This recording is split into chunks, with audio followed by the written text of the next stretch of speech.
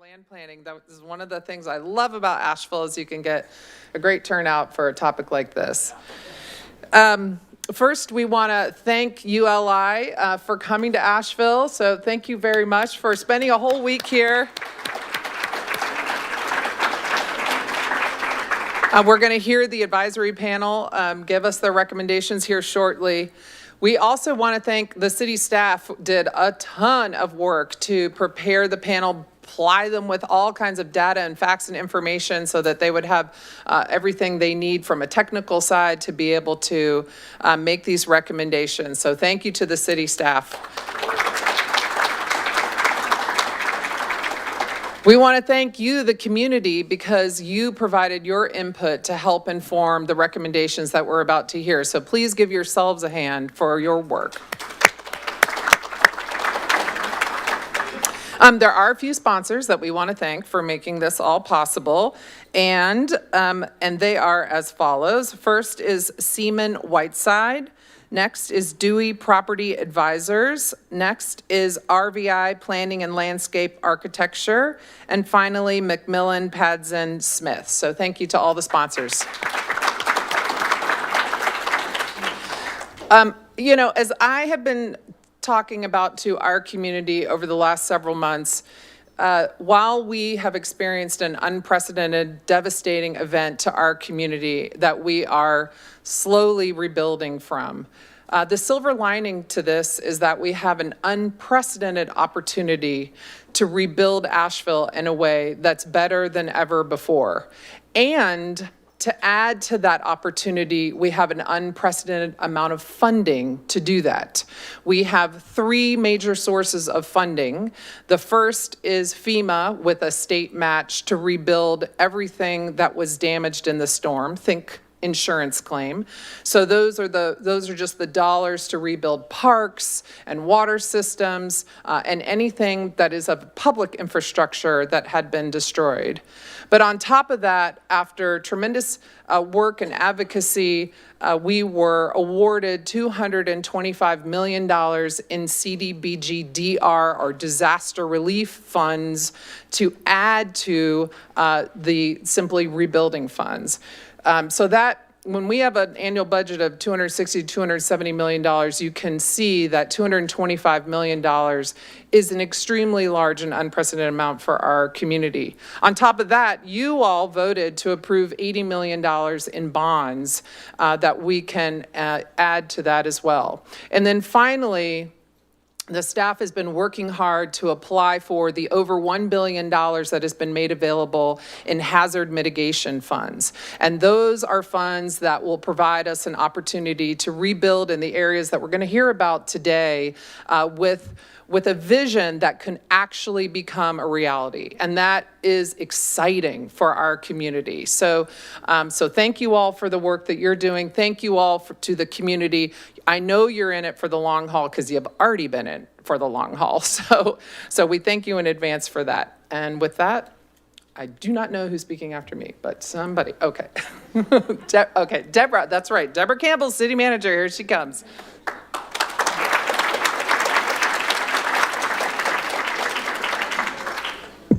Thank you, Mayor, and good morning, everyone. As was stated, my name is Deborah Campbell, and I have the honor, privilege to serve as the city manager of the city of Asheville.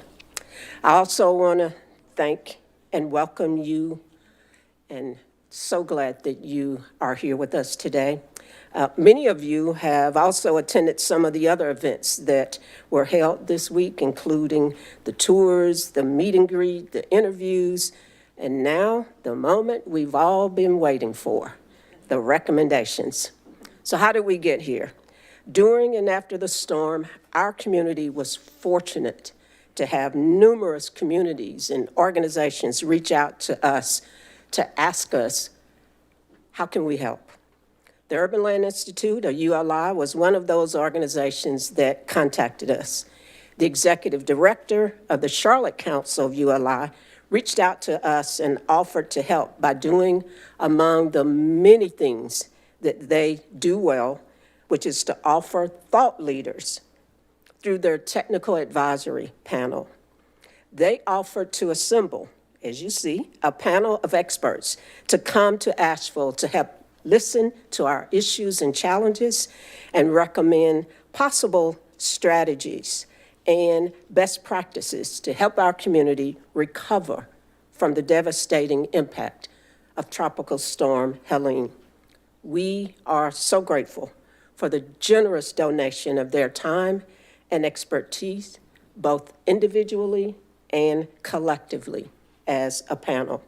We're looking forward to hearing their thoughts, observations, and ideas of our community that can be incorporated into the long-term recovery plan we are developing in coordination with Buncombe County to help our community, as you heard the mayor say, build back better.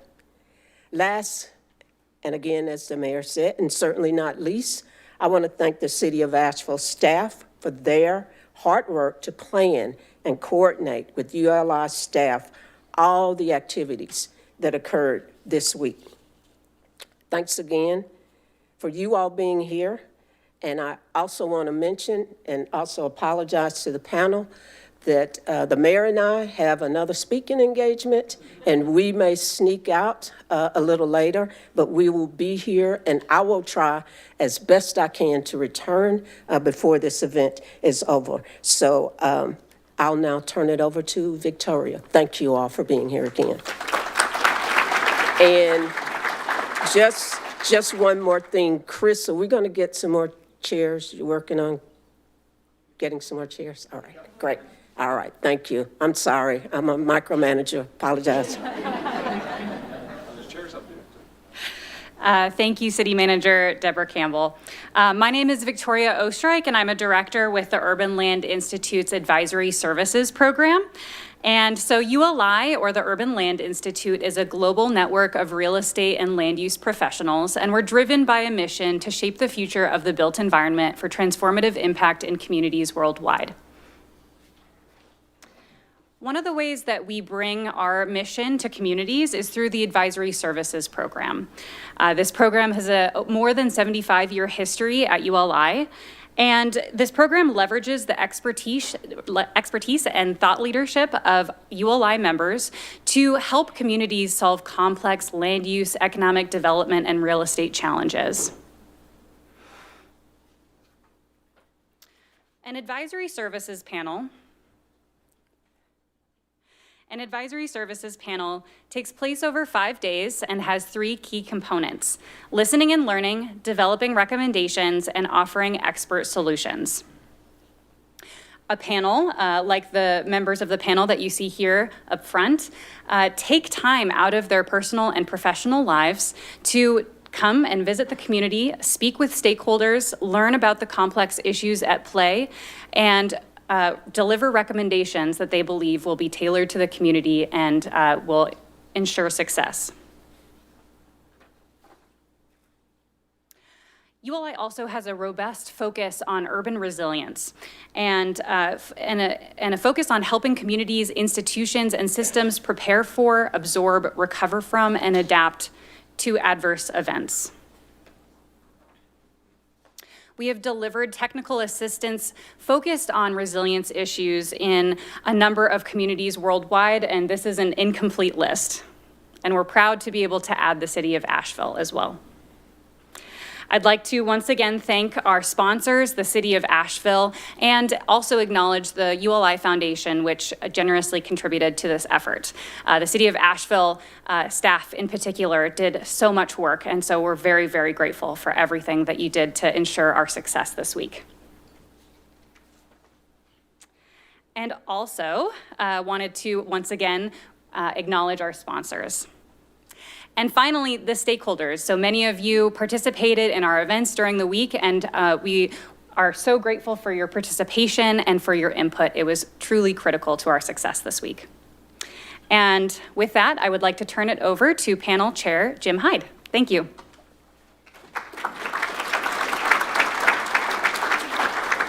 Thank you, Thank you, Victoria. We do have some other, I see a few open seats, and we've got about 4.5 hours of presentation, so you might want to sit down.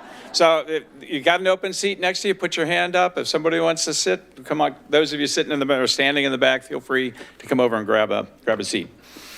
So, good morning. I appreciated the mayor's comment, and thank you for letting us spend a week here, but it truly was an opportunity, and I think for everybody, if I speak for everybody on the panel, when Victoria called and said, would you like to do a panel in Asheville, we said yes, so we're delighted to be here. I'm Jim Hyde. I'm a recovering landscape architect focused on small-scale infill development. Some of you may know me from my book, Building Small, which is about how we use real estate to build stronger communities and more authentic places. I'm from Northern California, Healdsburg precisely, which is a small destination town which is facing some of the similar challenges we heard about this week: affordable housing, how do we maintain the authenticity of our place, dealing with natural disasters, and a very, very engaged community. I've had the pleasure of chairing this panel and its complex problems with support from the city and many of you in this room. So again, I was really impressed with the number of people that came out for our opening session on Monday night, which really, as it was set up, the speed dating that we did, the chance to talk with everybody, the gratitude wall was one of the best that I've ever seen in terms of getting people out, which really helps us formulate our ideas and share with you what we think is going to be meaningful and helpful to the community. But this is our panel up here, and I want you to take note of the geography and the institutions and the firms that this panel represents, because this is what ULI does best: curate a panel based on the questions and problems that you've asked us to put us together, pro bono, I might add, to address the thorny land use, resilience, and economic challenges that are facing communities today. Our combined efforts focused on 2 primary study areas and 14 questions. The study areas include about 670 acres and provided us a way to test key ideas and broader policy discussions and suggestions in a practical and applied manner. The 2 areas are the French Broad Corridor, which includes the River Arts District, and the Swannanoa Corridor, which includes Biltmore Village. How'd I do on the Swannanoa? Did I get that right? Okay, good. We practiced that at length last night. That and Bunkum. I had to get that right. Okay, so the 14 questions were grouped into 4 category areas, which you see here on the screen, but they covered a broad range of inquiries, such as how do we help businesses and commercial districts recover after Helene? How do we diversify the economy so that when another event like this happens, there isn't quite the depth of challenge? How do we create economic mobility for those that are less fortunate in the community? How do we shift the development community to build more resilient? How to balance a community desire for vibrant activity in an area that needs to serve as a floodplain? And how do we prioritize the most important investments to make with impending funds? Significant amount of dollars that the mayor just mentioned, so an incredible opportunity. With this as our charge, we brought fresh eyes and fresh perspectives, and over the past 4 days, we've explored things like the role and future location of your arts epicenter, the RAD, how to reduce recurring flooding that ranges from nuisance to catastrophic, the nature and outcomes of your land use policies in key areas, and creating new jobs for a new generation in the post-Helene economy. As we met with many of you in the room, toured the community, read many of the briefing books that we were provided, we found a number of things that your town enjoys that many that we visit do not. A place of unique beauty and character, a vibrant culture of bootstrapping artists that defines a lot of who you are, a plethora of nonprofits working diligently on some of the region's biggest problems, an abundance of nature and recreational opportunities, an engaged community, as demonstrated this morning, discussing about how you grow, adapt, and evolve without losing your soul. But we also heard of the challenges that exist and pre-existed before Helene, but were amplified by the event. Recurring flooding impact on local properties that really requires a regional solution. An aging population and decline of a younger workforce due to the cost of living and the need for broader employment opportunities. The tensions we see in other destination communities, affordable housing, limited transportation options, and economic stratification, and processes and politics that have stalled many well-intentioned plans, often resulting in more plans.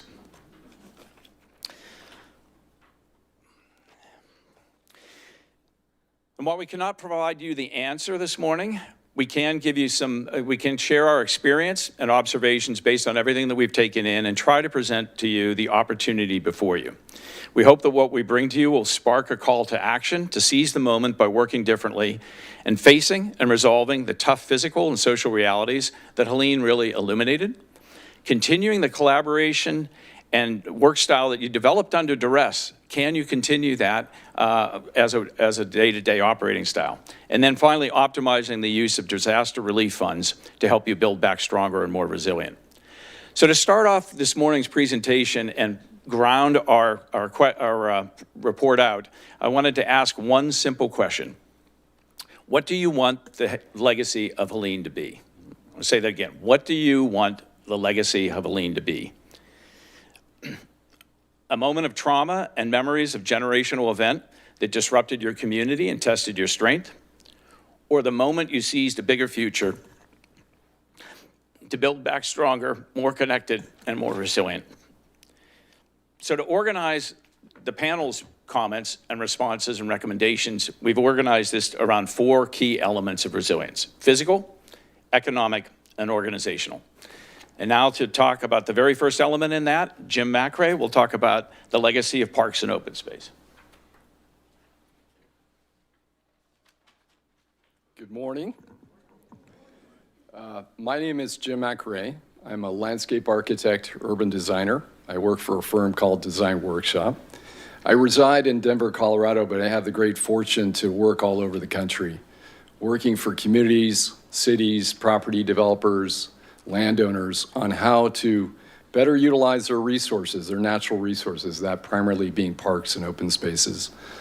And with the world that we see before us, resiliency is certainly key to our survival.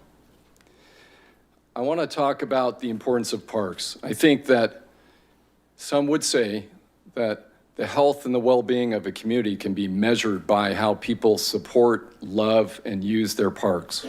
That's the gift that we give ourselves. But the parks and open spaces are much more than that. They're really a legacy that we can give to those who follow us, the next generations. So we need to keep that in mind as we move forward. Clearly, Asheville and Western North Carolina have a long history of legacy as it relates to parks and open spaces. That started 130 years ago with the creation of what we know now as the Biltmore Estate, the vision of George Vanderbilt and our first landscape architect, Frederick Law Olmsted, who imagined a place where people could come from the industrial cities to appreciate the beauty, the nature that exists here in Asheville. That was the first form of health and wellness that occurred here and brought people to a place that we now know and love. But that was only one part of the story. There was an amazing land stewardship approach to how the property was designed. You know, the notion to preserve and protect wildlife, streams, mountains, forested areas, to make sure that that 8,000 acres could stand the test of time and perpetuity. More recently, people said we need to do the same with the beauty of our mountains and wildlife in the Appalachia. So 50-some years later, the formation of the Great Smoky Mountains National Park. Another gift, right, to you all, to us, and to really the world, a treasure. If we think about the importance of those two things just by themselves, imagine what this place wouldn't have been. The amount of tourism, the amount of money that has been here and coming here and will continue, that's legacy. That's the purpose of parks and open space, is to create that continuum of value. Oops. So as Jim said, you're now at this point in your life with all the trauma that you've gone through. What will your legacy be as it relates to parks and open spaces? We think there is a future here, and we're proud and happy to share it with you. I'm sorry. So I'm going to talk about an idea that is really born around these two corridors of the French Broad and the Swannanoa, these river districts, as we're going to refer to them. And the notion that the parks you currently have and the greenway plans that you've envisioned can be taken perhaps to another level, that we might describe as our legacy parks or yours. But legacy isn't something that you just start with. It's actually a process, a continuum that started long ago, as I mentioned, with Biltmore and the national parks and the other wonderful areas around you. Here in the city, as people started to visit, you needed neighborhoods, you needed people to live here. You created a park system for those who served the tourism industry and other industries here. One being the Walton Street Pool, that was an important amenity to one of the first neighborhoods, one of the first legacy neighborhoods of Southside. Moving into the 90s, there was an opportunity as an old speedway became available to maybe repurpose for public good and industrial lands along the French Broad on the north and east sides of the corridor to provide for recreation and places for kids and families to gather. And even recently, to create a wetland park that I understand did very well during the storms. But it's also the contribution of private lands that act really as for public good. As you can see along your river, you have a couple of those things in the New Belgium Brewery, which has this kind of parkland and urban wilds that connect to the greenways and improve that part of the river, as well as the skate park down by the tannery. So the question really in our minds is, how can we kind of take all of that legacy and improve upon it, if that's the decision you reach? And we believe there's an opportunity to do that.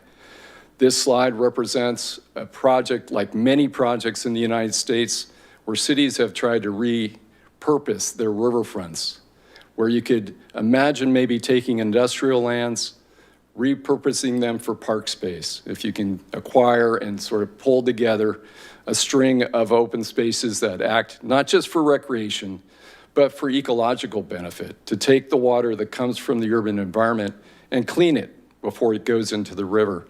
Imagine if you could get back in that river, right, to float, or perhaps even to elevate that activity to another level, like here in Bend, Oregon, where they built a whitewater park that elevated the outdoor recreational offering in the city, which led to more tourism and to revenue. And then finally, how could you take some of the park area, as shown here in the image, to purpose that for amphitheaters, for large musical events, to make that maybe a brand for the city, where you could have national acts coming and going, again, kind of driving another component of your tourism. And then finally, I want to talk about legacy parks in the context of resiliency. As I mentioned early on, parks can be designed to be resilient. They can adapt. But at the core of that is water. And Ronnie's going to talk a lot about the importance of water, not just to supply, but also to the benefit of an environment. As we landscape architects imagine water, both in urban environments and rural environments, we can take that water, collect it in areas along streets to take the urban runoff, the pollutants, and actually clean it before it goes back into the streams. We can take former flood control zones that were concrete, get rid of them, actually make wetland and park spaces to provide for greater biodiversity. And then finally, we can take surface parking lots or industrial lands and repurpose them for urban parks that provide for forests, an urban forest that promotes both habitat creation, cooling, shading, and filtering of air and water. So with that, I'm going to turn the presentation over to Andre.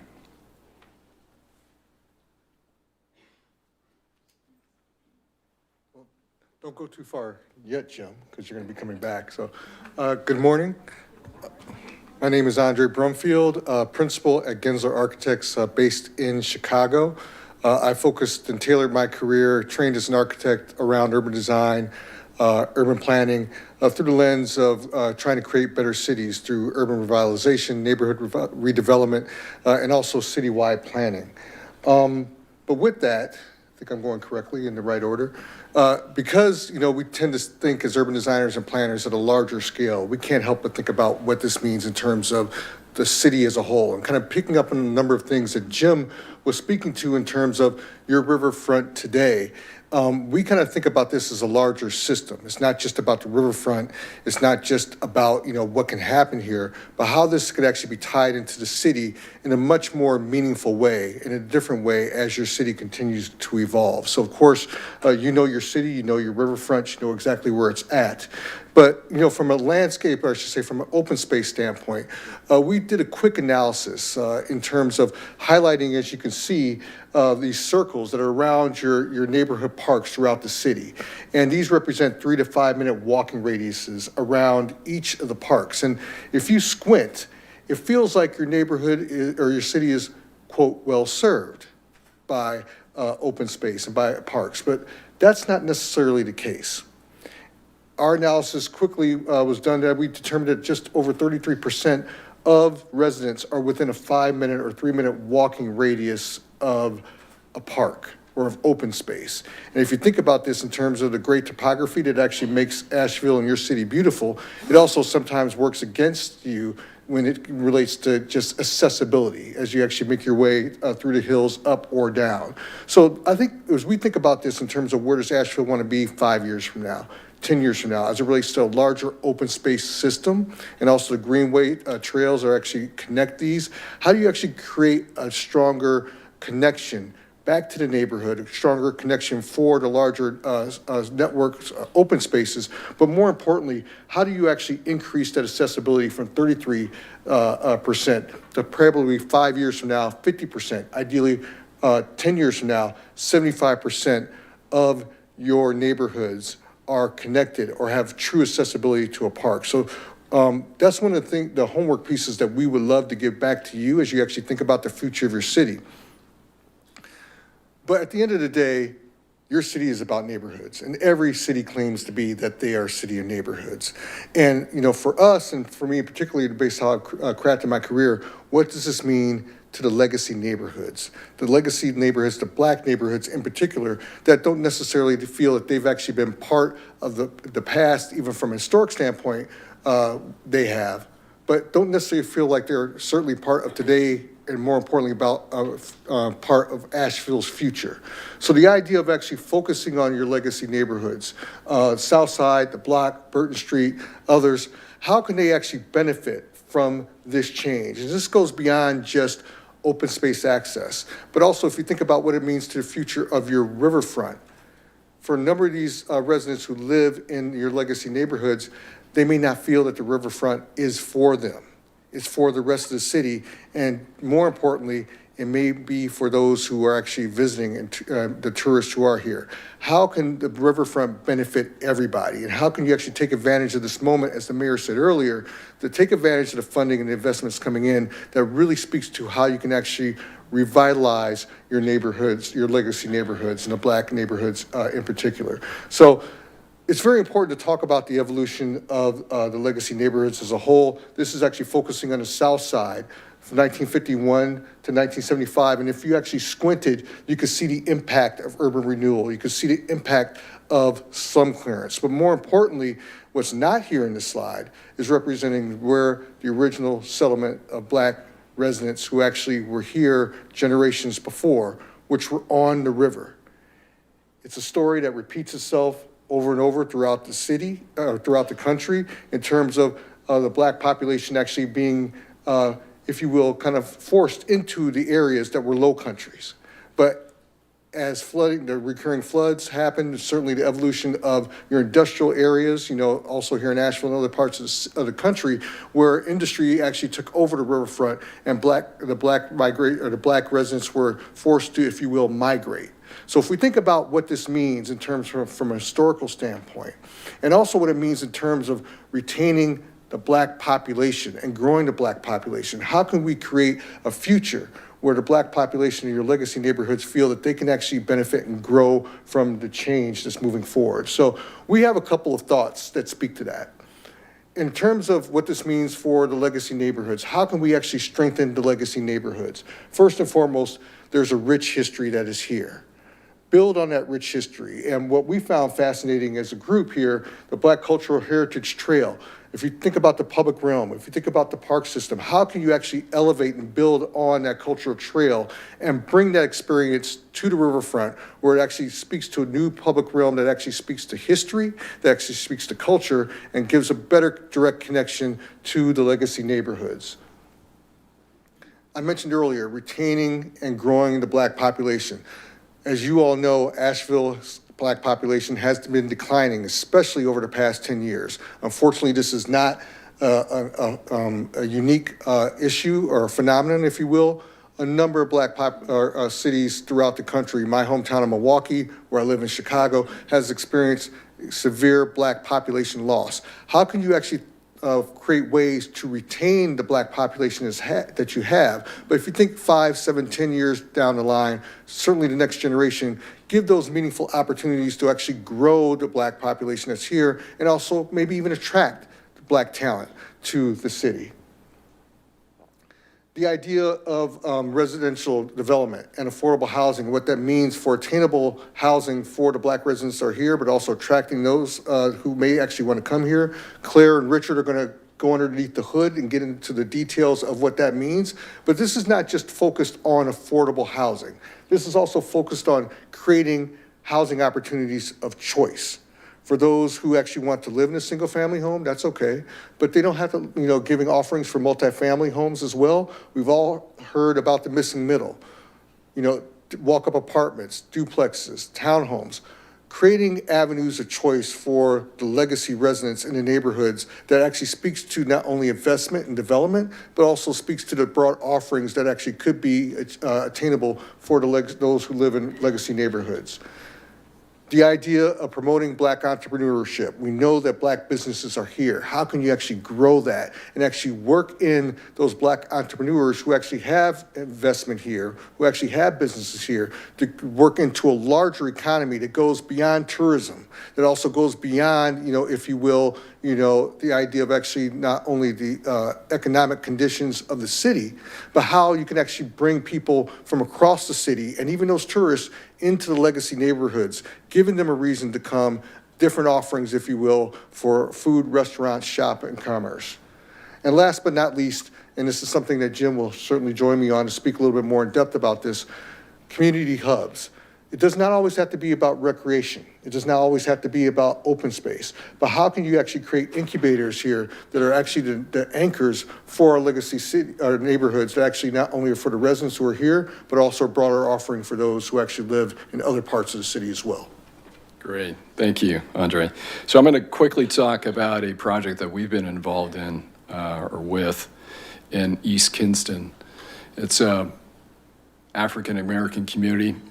Suffered a lot. Two hurricanes within a 2 or 3 year period just decimated homes and businesses in Kinston.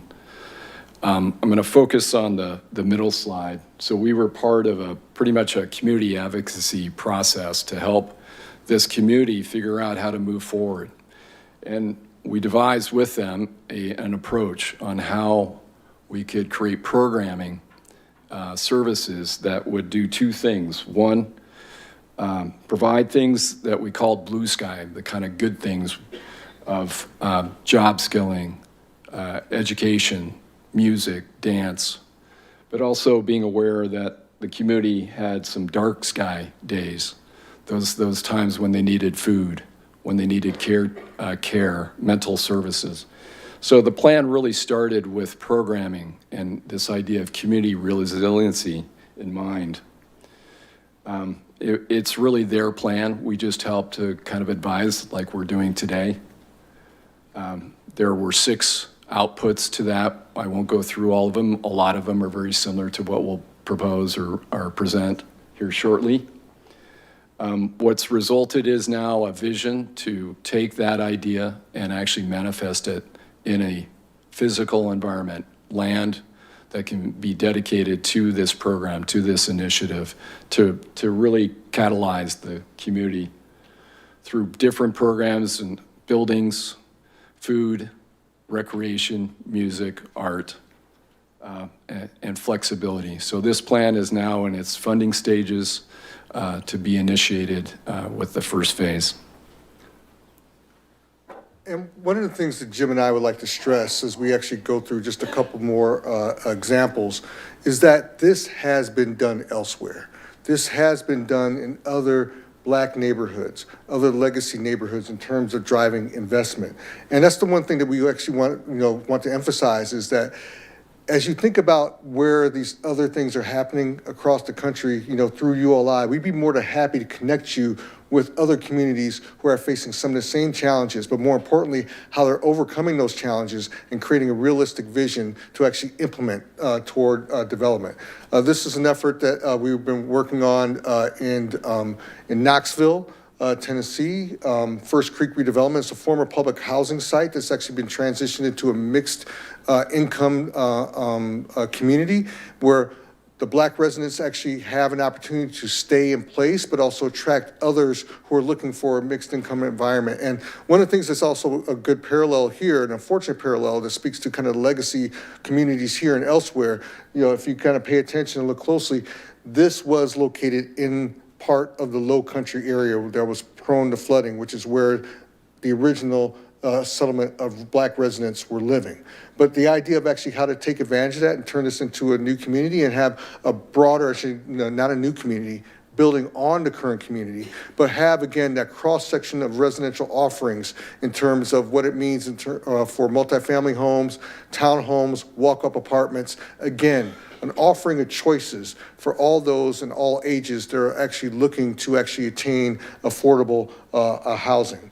And last but not least is an effort we've been working on the South Side community in Inglewood, very similar to a number of the legacy communities here, where in a different way, reclaiming the public realm, in this case, an elevated walking trail that was a much needed amenity that the community was crying for, predominantly Black neighborhood in one of the toughest neighborhoods on the city's South Side. But it's around the cultural landscapes, around reclaiming the growing urban agriculture industry. Again, combining, the idea of economic opportunity development with creating a new cultural walking trail and landscapes that focus not only on adaptive reuse, but also the idea of partnerships. And this is something that we would really encourage you as a city as a whole to think about a different kind of public-private partnership. In this case with Inglewood, this was a shared effort with two neighborhood organizations on the South Side in Inglewood and the city of Chicago to create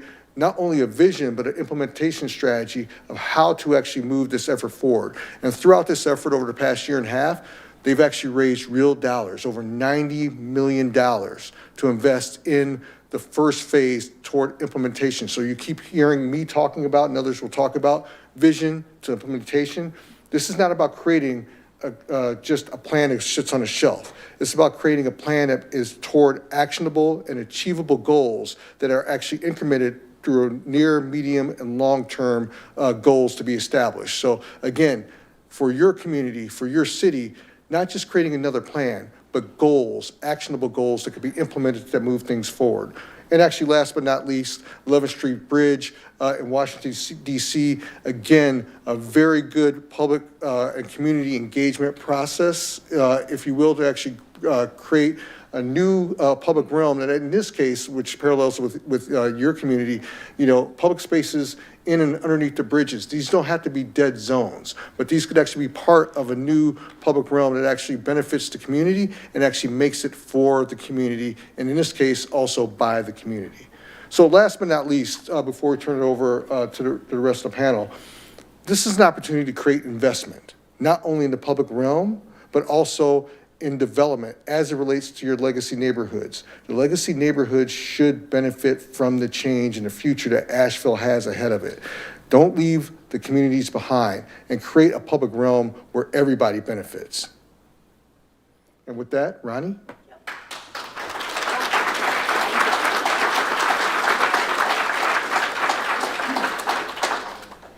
Hi all, I'm Ronnie Dietz. I'll explain myself in a second, but I was just asked to quickly do another raise of hands if you have an empty chair next to you. Just we've had an amazing pour of folks coming in. If you're comfortable in the back, stay, please. But if you want to come and take a seat, there are quite a few, especially on this side. Awesome. All right, well, switching gears. So my name is Ronnie Dietz, and I'm going to talk about the last piece of the physical pillar here, which is water. I am a civil engineer focused in water resources. I work for a company called Arcadis, and I'm the global director for climate adaptation. I have worked in Houston post Hurricane Ike, post Harvey, in New York, post Sandy, post Ida, and I have a home up the road in Sugar Mountain, Banner Elk. And so I know firsthand what it felt like to see that tremendous amount of rainfall continue to pour from Hurricane Helene. And so today I'm going to talk about One Water, Our Future, This Opportunity. And as the slide says, I believe that this is Asheville's once-in-a-generation opportunity to rebuild smarter, stronger, and together, making investments today that will propel Asheville's water resources resilience for decades to come. And so we'll spend the next few minutes talking about this idea of what it means to live with one water. It's a mindset, it's a way of thinking about water as a connected resource, and that we should be managing all types of water as really just one water drop throughout that water cycle.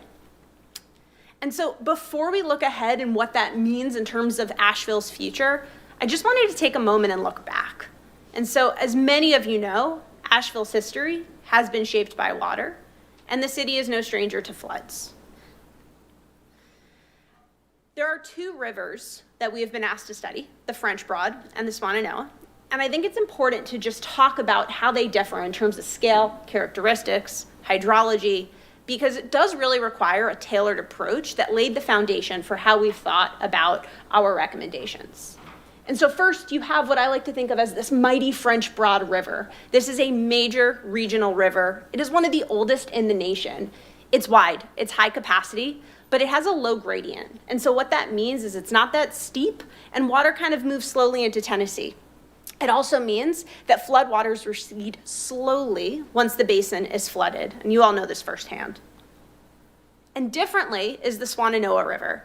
I like to think of it as honestly punching above its weight class. It's a smaller, steeper tributary, and it has a narrow and flashy, for flash flood, river system. And so what that means is that water rises really quickly. It also can fall really quickly, but there's limited floodplain storage or anywhere for that water to go once it leaves the banks. And so that makes it prone to overflowing, for water to enter into the neighboring areas.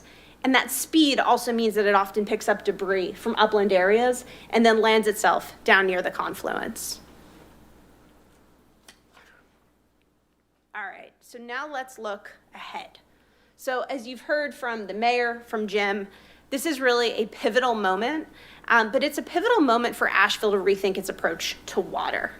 And so I want to just quickly talk on 4 ideas, and that is 1, uniting the region for smarter water planning. 2, leverage the recovery funds, but do it to build resilient drinking water and stormwater systems. 3, using stormwater planning to shape sustainable growth. And then 4, enhancing river health and recreational opportunities. And doing all of this while addressing flooding and infrastructure vulnerabilities in both the near and long term. Because if we don't act, aging infrastructure, development pressures, and climate change are only going to increase the costs and increase the risk that we continue to face as a community. But if we do lean into the moment, and the moment is now, we can set Asheville on a path forward towards resilience.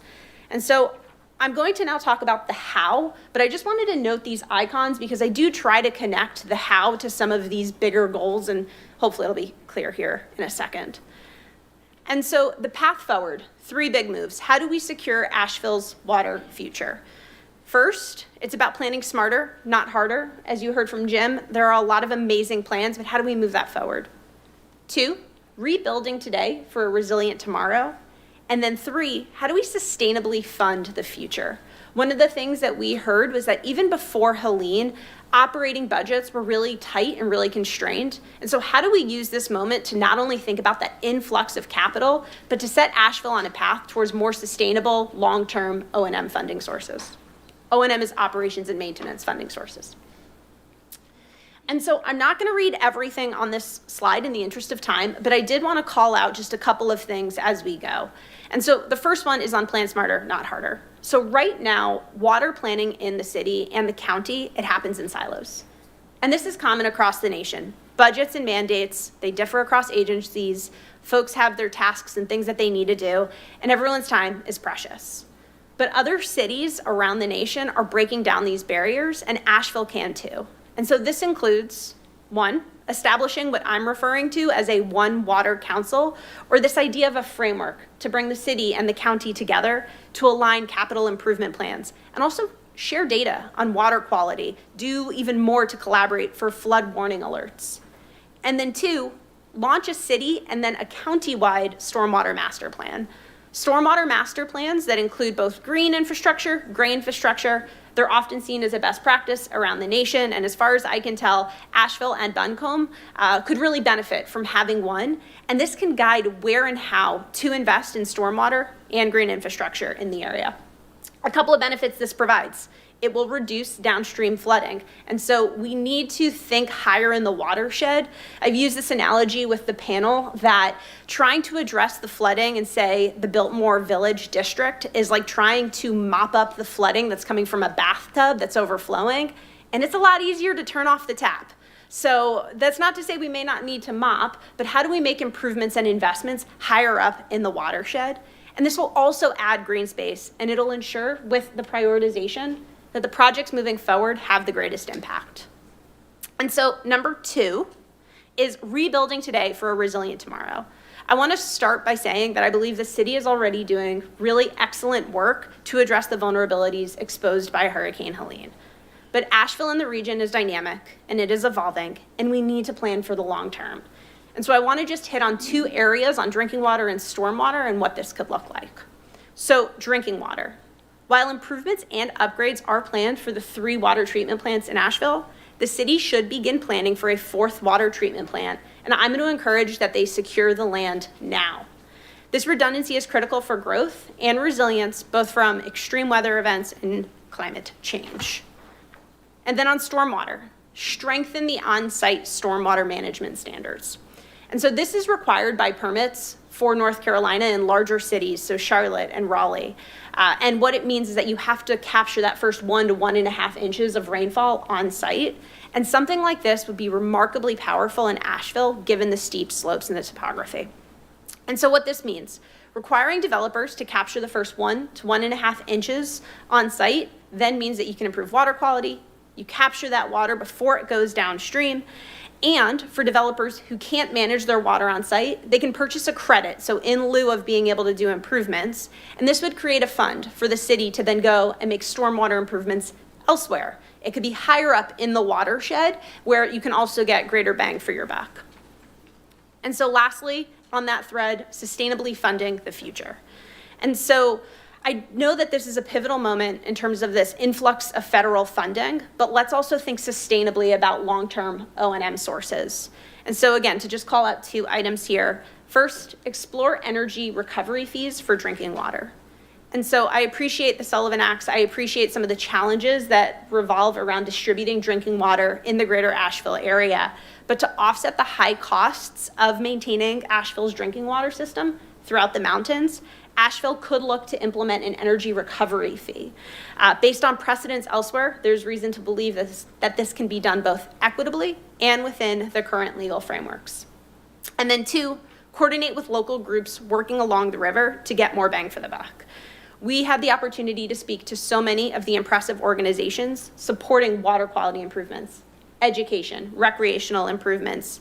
But at the same time, if there was an opportunity to pool those resources, both locally and regionally, we believe it will result in greater water quality improvements and getting rivers back to a quality that we would all like to see. And so with that, I will now turn it over to John, who's going to talk about what this means in the built environment.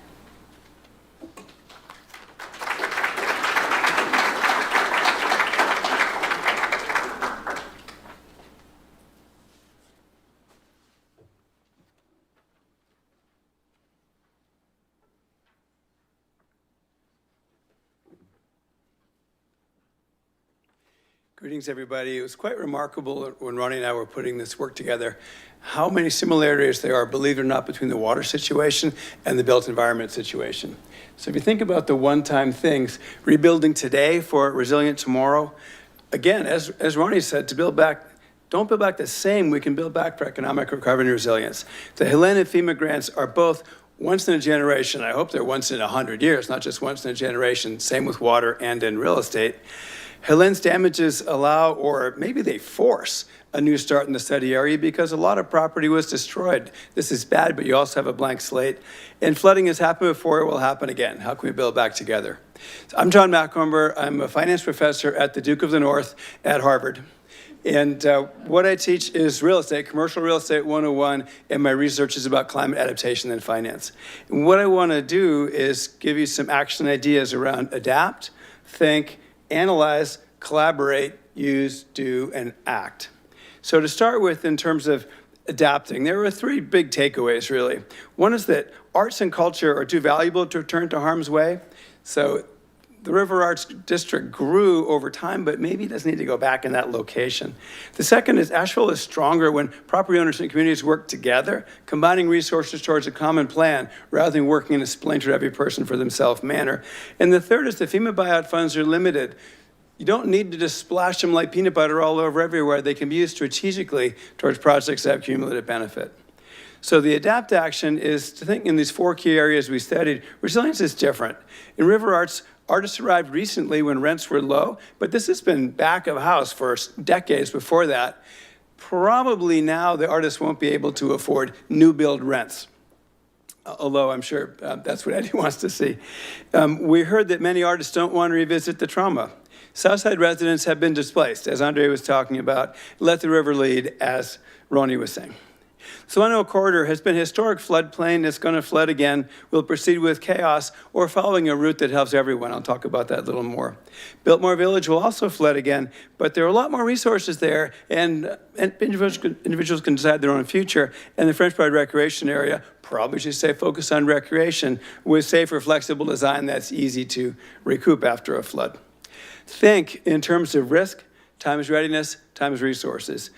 One size absolutely does not fit all. So in terms of risk, how much is my property or my portfolio or my community exposed to natural catastrophe perils like flood, wildfire, hail, seismic? Obviously, that's really different depending on the topo maps here. The second is readiness. So if one of these events happens, how ready is my asset or my people to withstand it? So you can imagine that like a giant concrete building 30 feet in the air, that's pretty ready to accept oncoming peril, but it takes huge resources to do it. So the third piece is like, how much dough can I actually get to do this work? Because it's not feasible to reinforce everything to 100% of resilience and efficiency. So what do? How do you balance those things? There are really only 5 paths for any of these properties. There are 5 R's. Reinforce, rebound, relocate, restrict, or rebuild. So reinforce makes sense for a strong industrial use or for those with lots of resources. So if you're a multimillionaire with an exposed house, go ahead and lift the house or build dams or something like that. A lot of people don't have those kind of resources. Or rebound. Plan for light mobile uses like food trucks or pop-up facilities. Those are good for those with lower resources. Relocate, move people out of danger. People don't have to stay in the peril area. Or restrict, limit what can be built where. This is hard to do with property rights in an open society, but it's also possible to do with incentives. And most people don't think of any of these 4 things. They just think, I'm going to rebuild. I'm going to build the same thing right back in the same place. Maybe, I like to ask people, what would you do if it was your own money? Like people think, I'm going to rebuild with somebody else's money. FEMA or the insurance company is going to step in. I don't know, maybe not. What would I do if it was my money? Collaborate for greater value. Combining land makes bigger, better, safer development. I'd like to see you avoid stilt villages and scattered lots. Here's a stilt village. I don't think you want this Wananoa corridor to look like this, where there's individual landowners build buildings on stilts separated by weed-infested parking lots. But if people are left to their own devices, this makes sense on an individual basis. It doesn't make sense on a collective basis. So how can land swaps, transferable development rights, these kind of things, combine parcels so people can build things together? The city even owns key parcels. It can lead by example. Use Best practices. Best practices for a resilient rebuild are that every person for themselves does not add value. And this is a very fragmented community in the sense that we've seen lots of landowners, lots of agencies, lots of funding sources, lots of not-for-profits. You don't get as far in when the activities are splintered. How can we collaborate this together? This is a picture of a restaurant area on the Mississippi River in New Orleans. And this was a parcel that was aggregated by a bunch of people combining land together, and you can see a restaurant district on a deck that is flood resistant on the Mississippi. This would be really similar to what Andre showed around First Creek in Knoxville, or also 11th Avenue Bridge. Andre did not say this, but in First Creek, there's 22 acres that got assembled from multiple landowners, 440 units, a grocery store, some more things. You could imagine these kind of uses if the land is aggregated. It's hard to imagine them standing alone. The bottom is a picture of a low cost of loss approach. Think of the low cost of loss in the areas that are most exposed. And here's an example developed by ChatGPT, thank you very much, of pop-up stores, food trucks, outside entertainers. It's still on the water and still has industrial uses in the game. So sometimes the land can be aggregated, sometimes you can think about least cost of loss. Do the buyouts right. This is once in forever that there's going to be $400, $500 million flowing in here. FEMA doesn't necessarily care if the people who take the buyouts make sense in terms of the urban plan. So you can imagine a hopscotch or missing teeth and some areas put into conservation that actually really be better aggregated into some tax-paying commercial use that's good for people. You have the ability to influence how those buyouts work and how that happens. Take advantage of that availability. And think of land trusts and fair reimbursement. It can turn small plots into community assets. So a lot of these parcels could be swapped with other people or swapped in a large pool to do better going forward. So last is act. In this moment, legacy of resilience starts now, whether it's water or parks or real estate. Nature has spoken, the floodplains aren't suitable for all uses. It's going to flood here again. Hundreds of millions of dollars are flowing one time. Asheville's future depends, in my view, on smart choices, the panel's view, combining land, sharing risk, and planning. And even though the temptation, everybody's natural reaction is, I'm going to build back right where they had before, you don't need to. You can build back different. You can build back better. You can do it together. So somebody who knows a lot about this is my colleague, David Mazuka, who has post-Sandy experience rebuilding New York, and I'd like to call David to the podium now.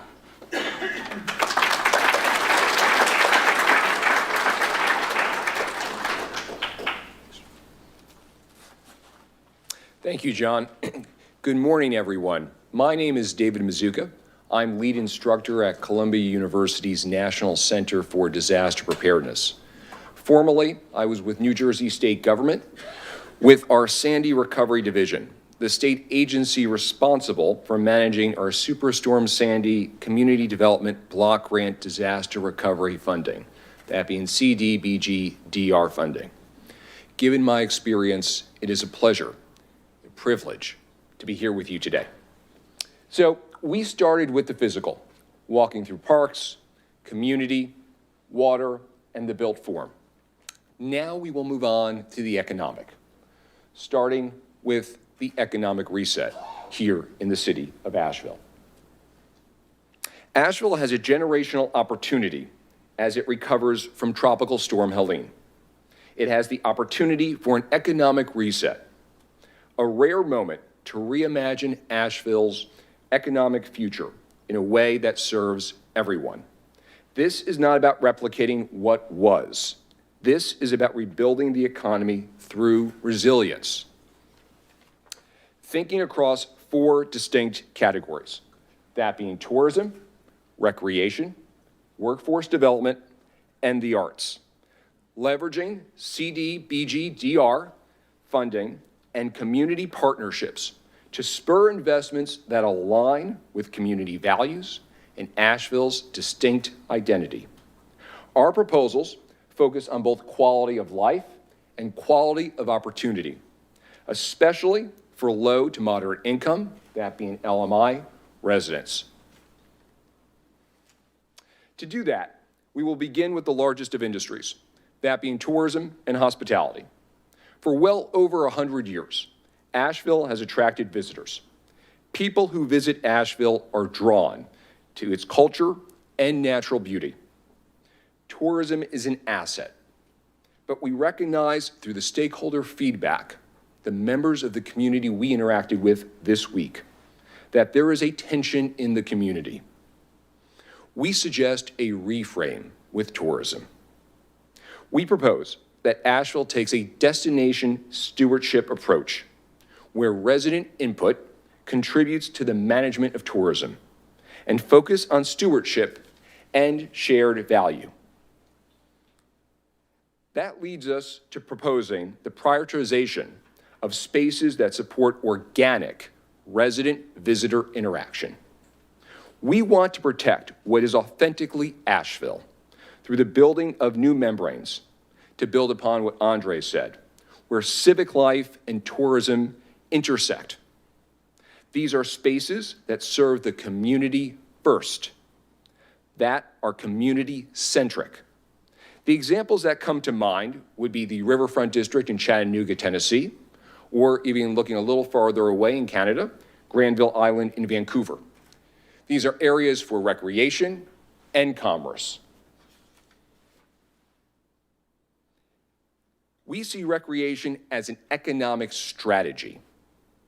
Asheville should consider reimagining the River Arts District as a broader rivers district, seeing the riverfront as both an economic and civic space, a space for residents and visitors alike to enjoy trail walks and artistic programming along the water, space for small businesses, think bike rentals, paddleboard rentals, and the like, a space that celebrates culture and ecology and recreation. As important, it is to think about workforce development. Under CDBG DR-funded Small Business Support Program, we propose the development of an incubator for creatives, a place that nurtures the creative craft industries that reflect the region. We suggest partnering with educational institutions and nonprofits to support technical assistance and marketing support. While this is not on the slide I'm about to say, I want to pause here. We recommend that when the city awards grants to subrecipients, it should require partnerships. No single nonprofit ought to be awarded without partnering. This, we feel, would be a smart, proactive approach to thinking about giving grants out to subrecipients using the Community Development Block Grant Disaster Recovery Funding. We want to prepare residents for the future-ready workforce. We propose the launching of a green construction training program under the Workforce Development Program, partnering with educational institutions like AB Tech and private sector to develop this program, prioritizing LMI, low to moderate income enrollment. This program could be modeled after the Portland Clean Energy Fund in Portland, Oregon. Now, let's talk about the River Arts District. As John said, the arts are too important to be in harm's way. Arts, the physical and the social, is what we're about to walk through here. We want to make the physical and the social more resilient. We propose creating a new RAD, a new ecosystem, RAD 2.0, using the Revitalization of Commercial Districts program to fund the relocation of Asheville's creative hub. By intentionally relocating the artist community, RAD 2.0 would maintain the ecosystem that thrived under the original River Arts District. A new facility with affordable rents and a center for public programming. This reflects the stakeholder feedback from the artist community, members of the community that we met with this week. But it is only one part of the equation. We want to equip Asheville's artists for long-term success. As part of being socially resilient, we propose the launching of seminars for artists on business, finance, and grant writing, partnering with nonprofits like Mountain BizWorks. Supporting the ecosystem means having a space for shared tools and equipment. And just as important, is creating a mentorship network to sustain creative careers. Now, continuing to talk about the economy, I will now pass the baton to Richard, who will discuss housing.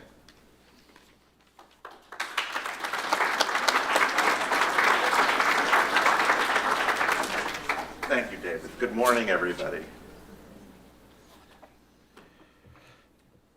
So, I've been thinking about housing for about 38 years now. I've been thinking about data my whole life. So, for better or worse, you're going to see a lot of data. Housing really matters to economic resilience. It's hard to do anything without an address.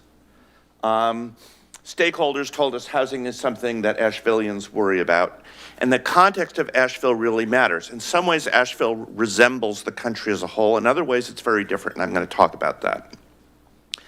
So in one sense, Asheville is expensive. So owner-occupied housing here is more expensive than it is nationally, and it has gotten relatively more expensive. 10 years ago, it was about 10% more expensive. Now it's about 20% more expensive.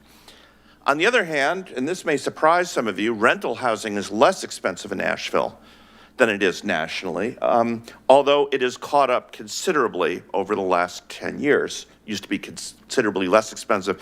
Now it's just somewhat less expensive, though I do want to note that if you look, this is Asheville rents. They've flattened out over the last couple of years, and I'm going to talk a little bit more about why that might have been, why that might be the case. But let's put it all together and look at where Asheville sits in terms of affordability. So this is what we call the cost burden. And this is the share of people spending more than 30% of income on housing. This is the share spending more than 50% of income on housing. And you can see that the Asheville area, Buncombe County specifically, is a little less cost burden than the country as a whole. Okay?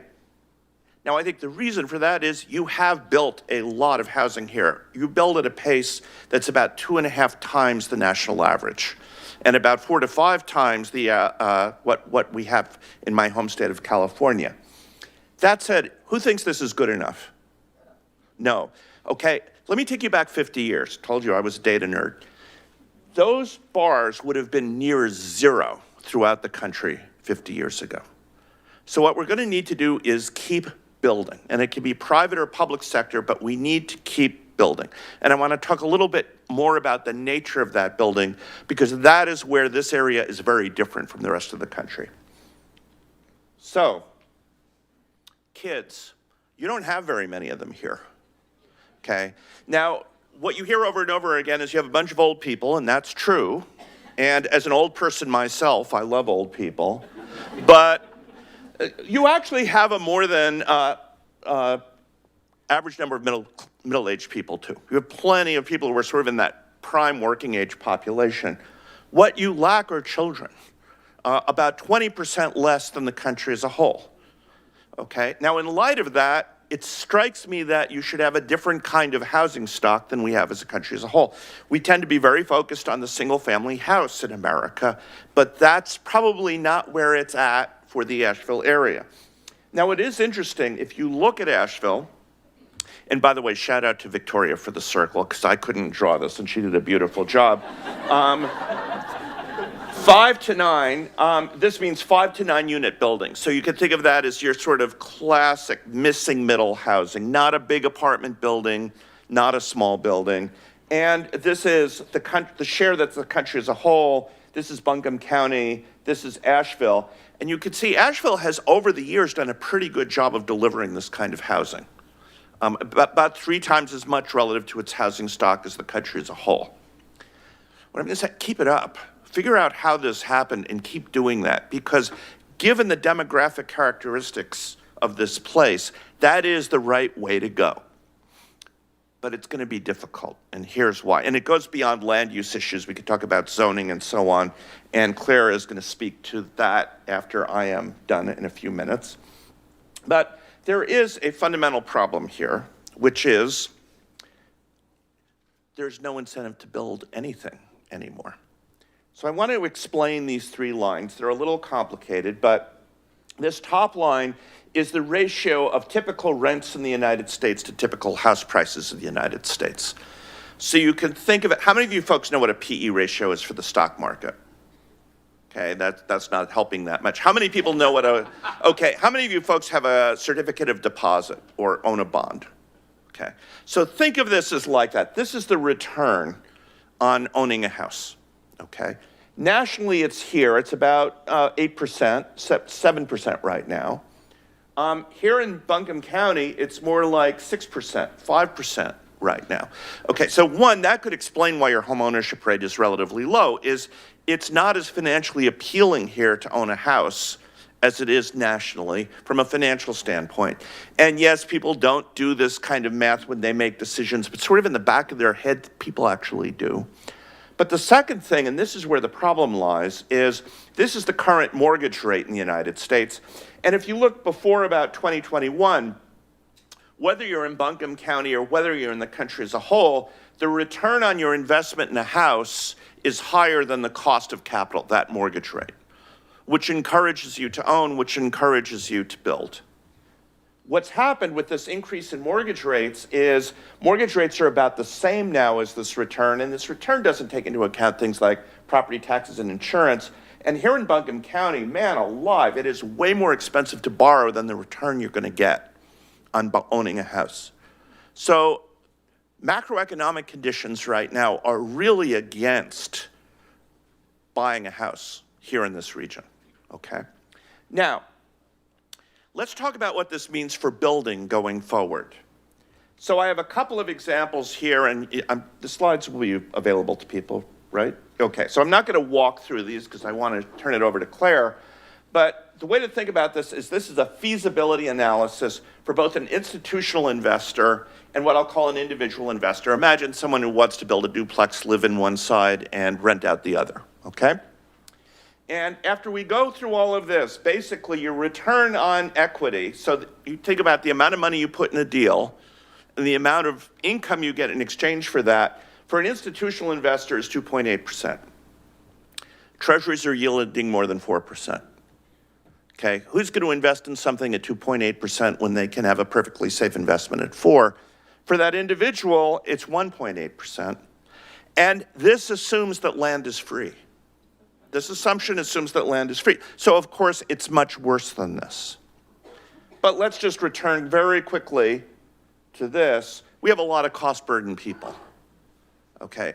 So we can either do one of two things. We can either keep pushing building stuff and try to push down rents, which has actually started to happen here, or we can somehow figure out how people can make more money, and that's for other people on the panel to discuss, okay? But we need to keep building. And so we need to think about how to take some of this money, some of this largesse you've gotten, and use it, put it to work to keep the momentum going on pushing down the cost of housing here in this region. And to discuss what those vehicles might be, let me turn it over to my friend Claire DeBriere.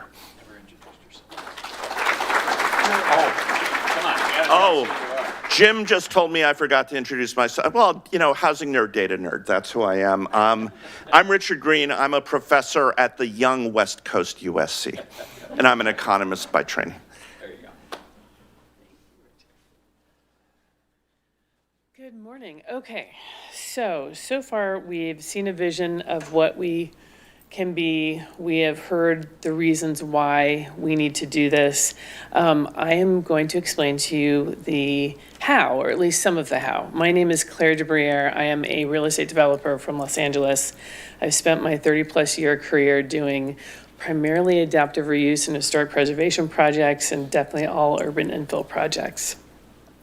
So I'm going to start, sorry about that.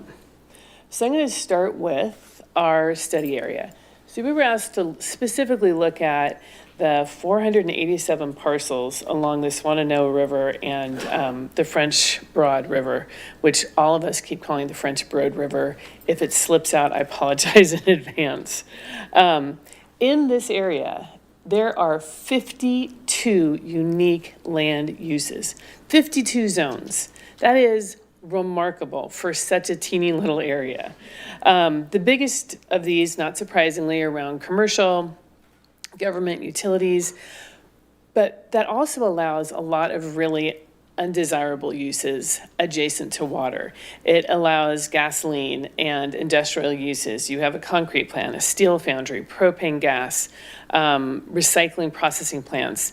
And interesting, most of these zones also allow for some form of housing.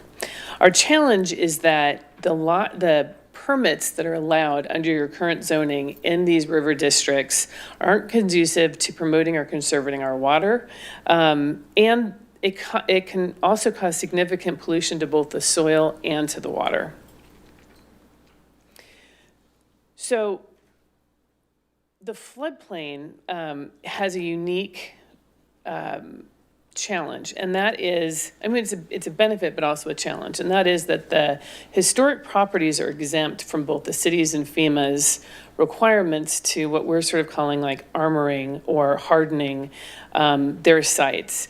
And so it's much easier in those areas to just do historic preservation and adaptive reuse projects where you don't have to comply with things that are ultimately going to be for your and your tenants and your visitors' safety. And so the result is that in these two districts, you'll end up having continued flooding and continued property loss. And some of those things that you're losing are really important, valuable community assets like artist work. In the Biltmore Village Local Historic District, it is along the French Broad River and the Swannanoa convergence or confluence. Most of that area is below the flood elevation. So far, since Helene, there have been 7 variances allowing for rehabilitation in that area. In the Riverside Industrial Historic District, it is also below the base flood elevation, and to date, there haven't been any variances issued, and we also don't know what buildings are going to be demolished at this point. So those are the historic districts. You also have in our study area, areas that are not part of the floodplains. And those are areas that we're recommending that housing go. The thing about housing, it's an essential component to economic resilience. It's really hard to bring employees in to businesses and to create new businesses when you can't house the people who are going to be working here. On the positive side, and Richard mentioned this, which I think is really important, you guys have actually been doing a really good job at approving residential multifamily development projects. The question is, how do we simplify our zoning in our setting area, which remember is both the floodplain area and the greenways around the river districts, to support environmentally and economically resilient developments? And as Andre and Jim talked about, give back a reasonable and meaningful access to the river back to your community at large. So we have 5 recommendations, and this is the how part. So we're recommending adopting 2 new districts, one for the floodplain and one for the rest of our study area. We're recommending establishing an infrastructure grant program, which I'll get into in a second, and that's going to address a lot of the prevention that Ronnie talked about. We're going to recommend the establishment of a soft second mortgage assistance program, and that is something that Richard talked about, having tools to help with the building of this residential right now. And we're also recommending the creation of a new staff position, because one of the things we heard when we talked to our community members in our interviews and then also in the meet and greet we had was that it's really hard to figure out what you can do and what you can't do. And there's a whole lot of different people at the city that you can talk to, and each one is going to have a slightly different answer. We think we need to have one person who's going to be able to drive all of this. So let me talk specifically about the River District floodplain zone. And this is probably going to be the most challenging recommendation that we make. What we're talking about doing is to figure out how to have the most impactful change that we can. And one way to do that is to expressly prohibit the uses that are currently polluting the land in the river. And these are uses that are there now. So this is a hard thing to ask the city to do, and the county and the state, because we're going to have to get the support of all of those groups to have this work. we're going to require centralized solutions for the stormwater. And these are the features, like Ronnie talked about, the porous asphalt or concrete, porous pavers, native planning, the installation of swales, which is part of what you saw in Andre and Jim's program as well. We're recommending that you do not allow variances to be given to property owners of building who are the owners of the non-historic buildings, that they are going to be required to build pursuant to the current FEMA and City of Asheville flood standards. And we're also recommending that you require the historic neighborhoods to comply with the stormwater requirements as well. And this is a big deal, and this is going to be a burden to the property owners, which we know, and we're going to recommend a solution to that. We're also going to encourage those non-conforming uses to take advantage of the FEMA buyouts, and as we talked about, do it in a very strategic, thoughtful way, and really look at relocation assistance to make that an easier decision for those property owners and those users to take advantage of. The second part of this is to look at the creation of a mixed-use zone.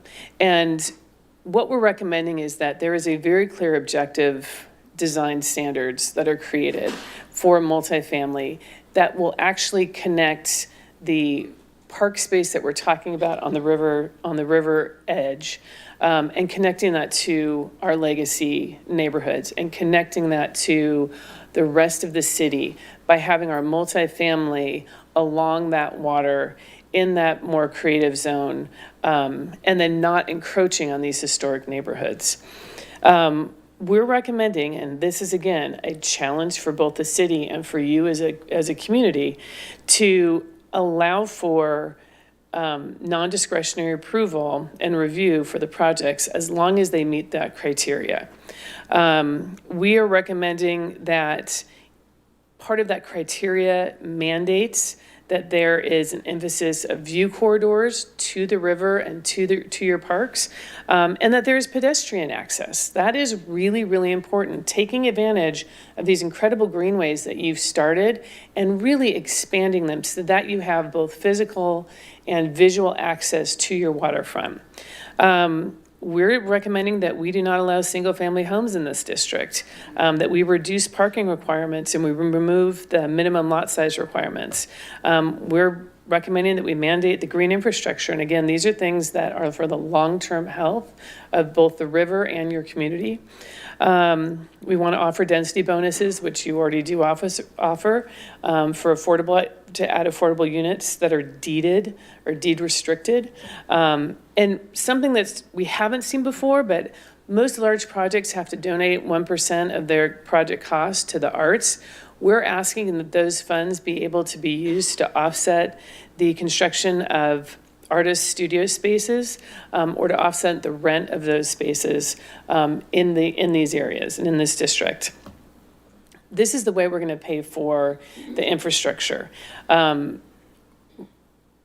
Right now, what we would like to do is not only plan for huge events like Helene, but also for the nuisance flooding. We've heard from you and your community that there is regular flooding, not just the huge horrible things that we've seen, but there's regular flooding in this district.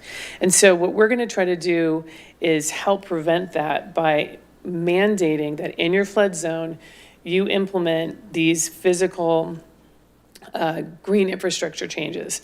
And so what we'd like to be able to do is have the city use the federal funds that are available to fund this infrastructure grant program. We think it'll probably cost about between $8 and $20 a foot, depending on the size of the lot and depending on what is there now to implement these strategies. And then once the work is done, it'll be approved by the city's inspectors or the county's inspectors, and then that's when you get paid and reimbursed for those costs. This is the second piece of the program, and this is how we pay for the residential. There is a program called a soft second, and what that does is it kind of acts like additional equity. So if you can get a loan for a certain part of your construction cost and the cost to buy your land, but you don't it's not enough to actually justify building the property. What this soft second does is it uses money, it uses public funds, in this case, some of the federal grant money, potentially some of the city's housing money.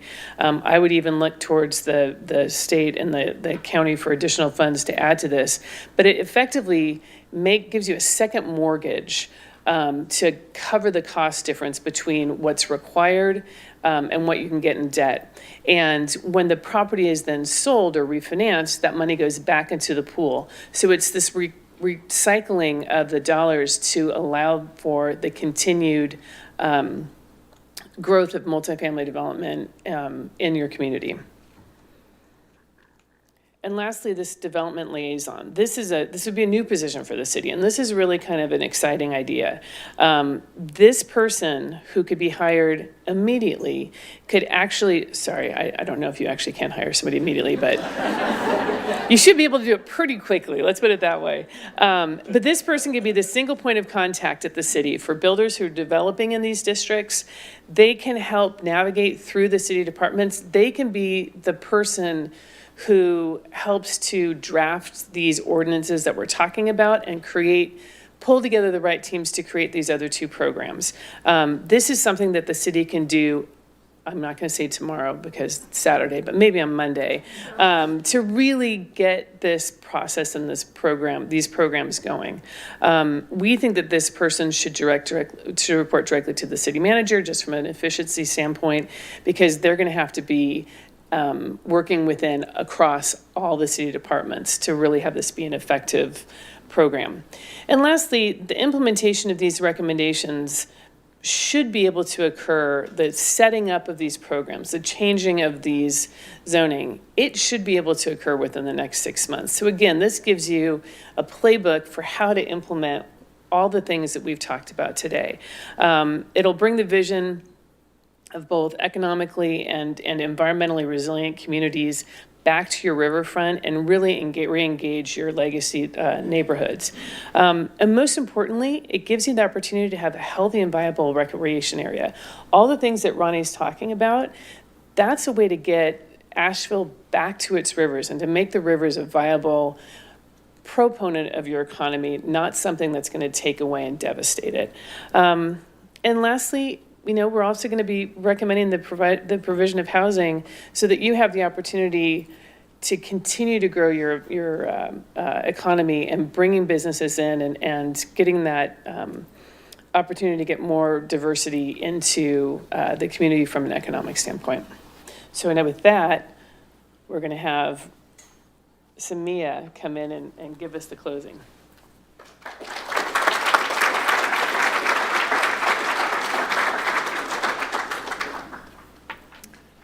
Hello, I am the bookend. So if you think about this as a book, I have the big picture overview, but also enough of the details to close us out a little bit and really wanting to summarize much of what you've heard in the 3 pillars that we've talked about today.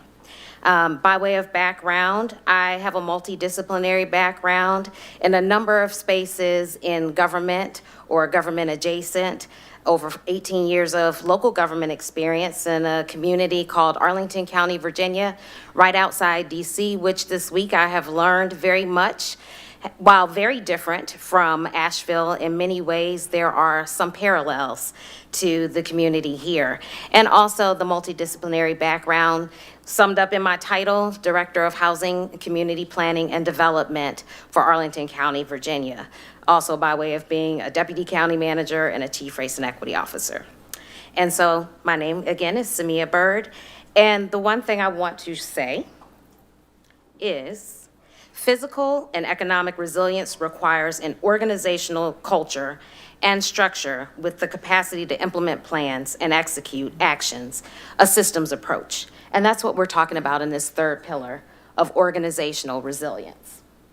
Let's talk less and do more.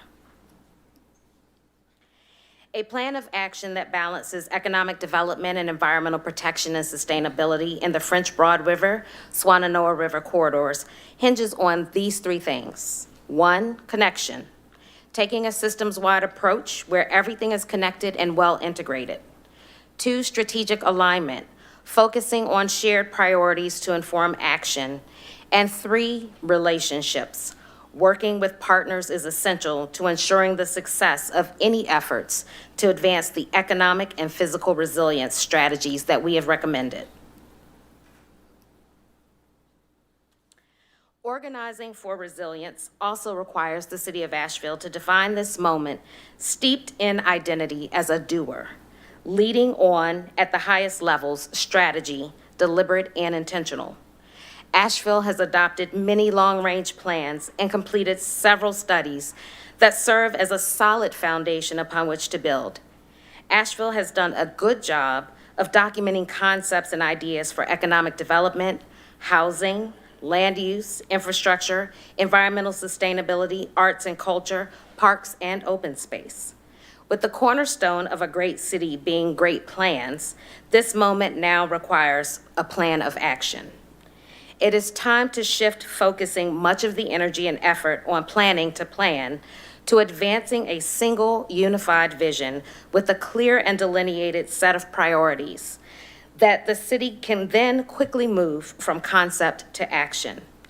And leadership at the top level is poised to set that. Asheville must intentionally act to align today's steps with tomorrow's needs, unafraid to take risks. It's okay to fail because failing is progress. Progress through iterating.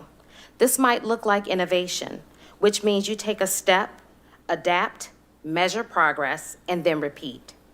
Take iterative steps toward executing a long-range plan and vision and reclaim Asheville's core identity as one rooted in nature, arts, and community. Ultimately, the legacy of resilience for Asheville is one of connection, capacity, and courage, the courage to move forward. How do you do this?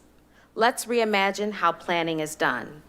Reimagine planning as adaptive to realign existing efforts to see there is clear priority of a vision that everyone shares and can articulate, and residents can work toward as government, nonprofit, philanthropy, and community. Creating a structure where people are connected and working together toward the same goals under the aligned plans and actions will also align resources for maximum impact. Many hands make light work. Yes, when the many hands are well coordinated and organized. Think Ujima in Swahili, a principle of Kwanzaa, is the concept of collective work and responsibility. There is strength in collective power that results in greater community impact and better outcomes for all. Therefore, integrate efforts into one single adaptive roadmap.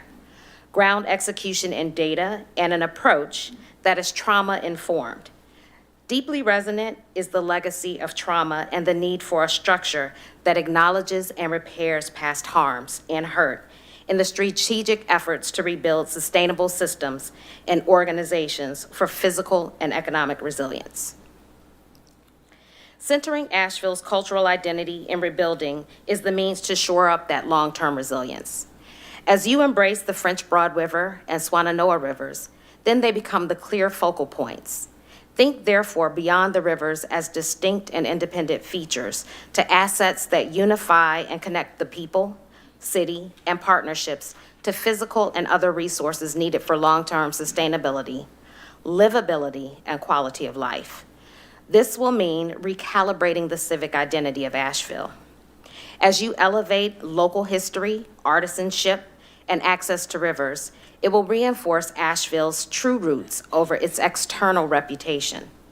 Sustainable development must work with the environment and not against it, where nature is included in every step forward to build out elements of your resilient infrastructure, and acknowledge and integrate the River District's connection to and relationship with surrounding neighborhoods. There is an opportunity to strengthen and rebuild community, one that is cohesive and integrates the spirit of artists and spirit of legacy. The physical and civic infrastructure that we recommend for building upon resilient organizations and structures is comprised of these things. The rivers as the anchors to make Asheville a place for both residents and visitors, a One Water Council as a regional body that will plan for smarter water quality and integrated planning, green infrastructure along the rivers and in Biltmore Village, integrated parcels for future land use plans realized through strategic FEMA buyouts, realigning existing and anticipated planned resources are, oops. Oh, I went the wrong way. Sorry about that. Yep, okay. Integrated parcels for future land use plans realized through strategic FEMA buyouts, and aligning how existing and anticipated or planned resources are utilized and invested. Still on the wrong slide. Sorry, lost my place. Okay. Economic diversity and cultures as a catalyst means enhancing livability for residents by promoting education, housing, and employment opportunities in various sectors while also embracing tourism. We recommend a balanced approach that recognizes the arts, culture, and nature-based tourism as essential but not the only drivers needed to advance long-term sustainability and resilience of Asheville as a community. What does this look like in action? Evolving the River Arts District into river districts encompassing the full study area, and further supporting the city as a place where artists and creatives are integrated into the livability of Asheville as residents through RAD 2.0. Under RAD 2.0, there are strategies listed here recommended to support this while ensuring, too, that CDBG DA funds are invested back into the community for small businesses, workforce development, and support long-term economic resilience of Asheville. We recommend and identify several planning and land use actions to govern for resilience, such as One Water's countywide stormwater master plan, identifying through relevant existing plans, those underway, the key priorities common among them that become the drivers of action for riverfront development. Creating policy tools to facilitate land swaps and transferable development rights, adopting regulations, policies, and local ordinances to simplify the zoning and permitting processes, and the financial tools and strategies to support and incentivize development as shown here. There is strength in partnership and relationship that will sustain and support Asheville's physical and economic resilience. Building upon the long-term recovery underway between the city of Buncombe County, shoring up networks and connections into a coordinated system on all levels will ensure the capacity exists to implement recommendations. This includes continuing to deploy public-private partnerships where it is advantageous, creating consortiums of housing, environmental, economic, and cultural groups, government entities, business leaders, and universities. Shared themes and connections among foundations in the philanthropic sector is also elevated as an area where partnerships and coordination can have greater impact in key areas to support physical and environmental resilience. In action, scarce resources will be maximized through grant making, incentivizing collaboration among nonprofits so that they have greater community impact, a much greater or larger scale than could be realized if every organization on their own and in their own capacity receives funds to execute a program. I further lift up the recommendation to invest in historically marginalized communities. The work has begun, but you must continue to bring everything and everyone together to commit to a cohesive and collective way forward. What gets measured gets done. We again emphasize iterating and measuring progress as you go. Establish benchmarks based in these key areas to measure progress. Develop an index or a scorecard.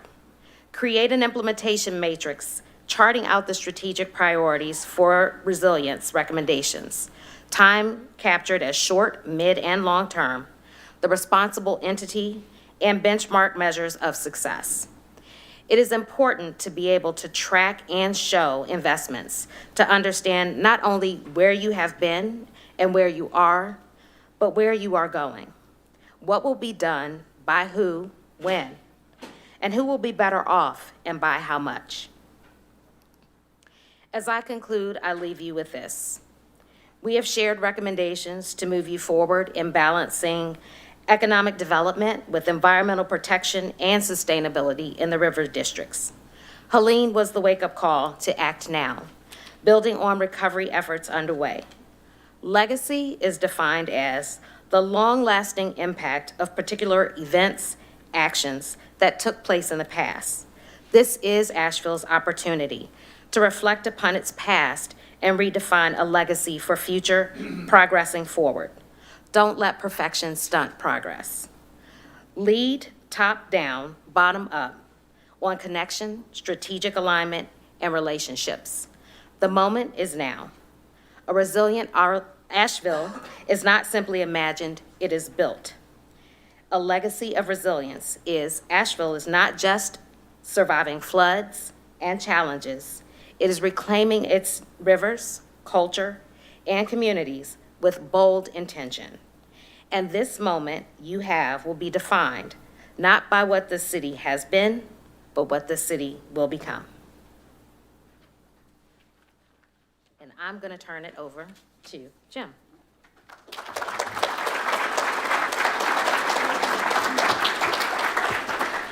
Thank you, Samia, and thank you to everybody here. I know that's a lot of information. You've been sitting for a long time. We actually have something like 60 people online, which is unbelievable. So again, shows the level of interest and depth in this community has for this, for all of these subjects.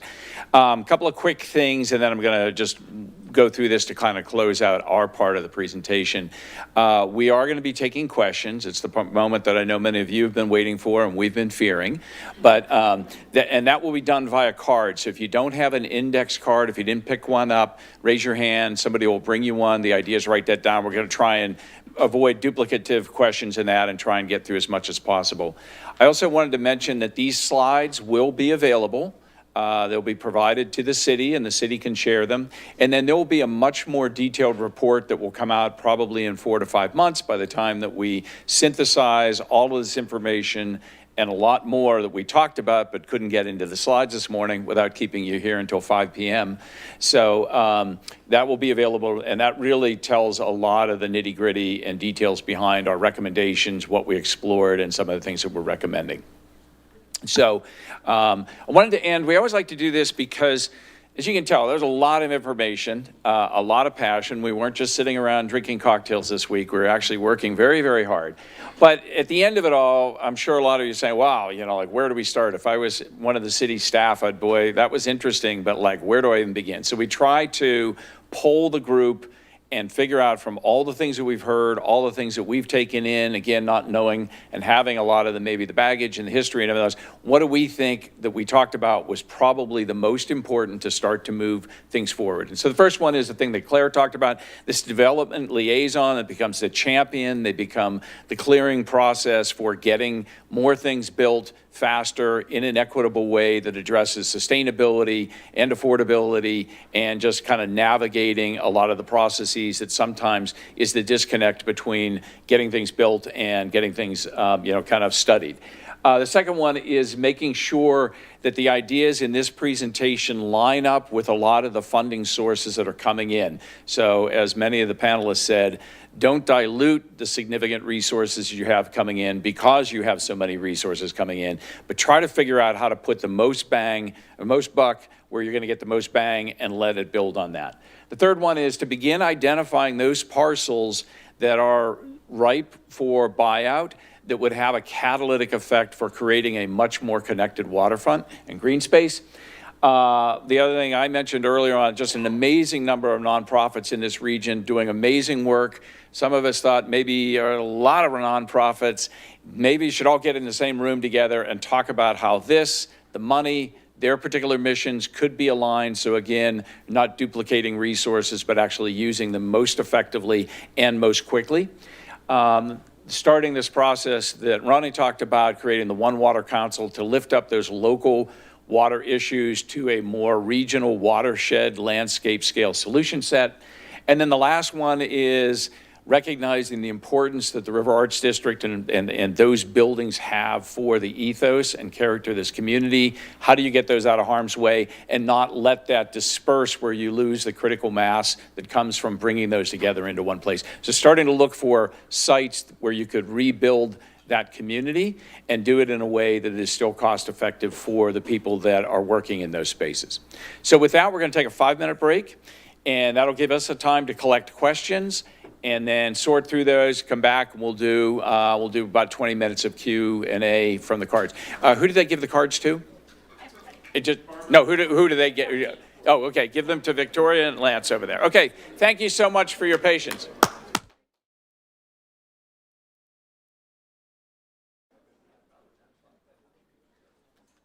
Wow, they're so responsive. That's pretty good. I'm impressed. So we're going to try and take just about 15 to 20 minutes of questions.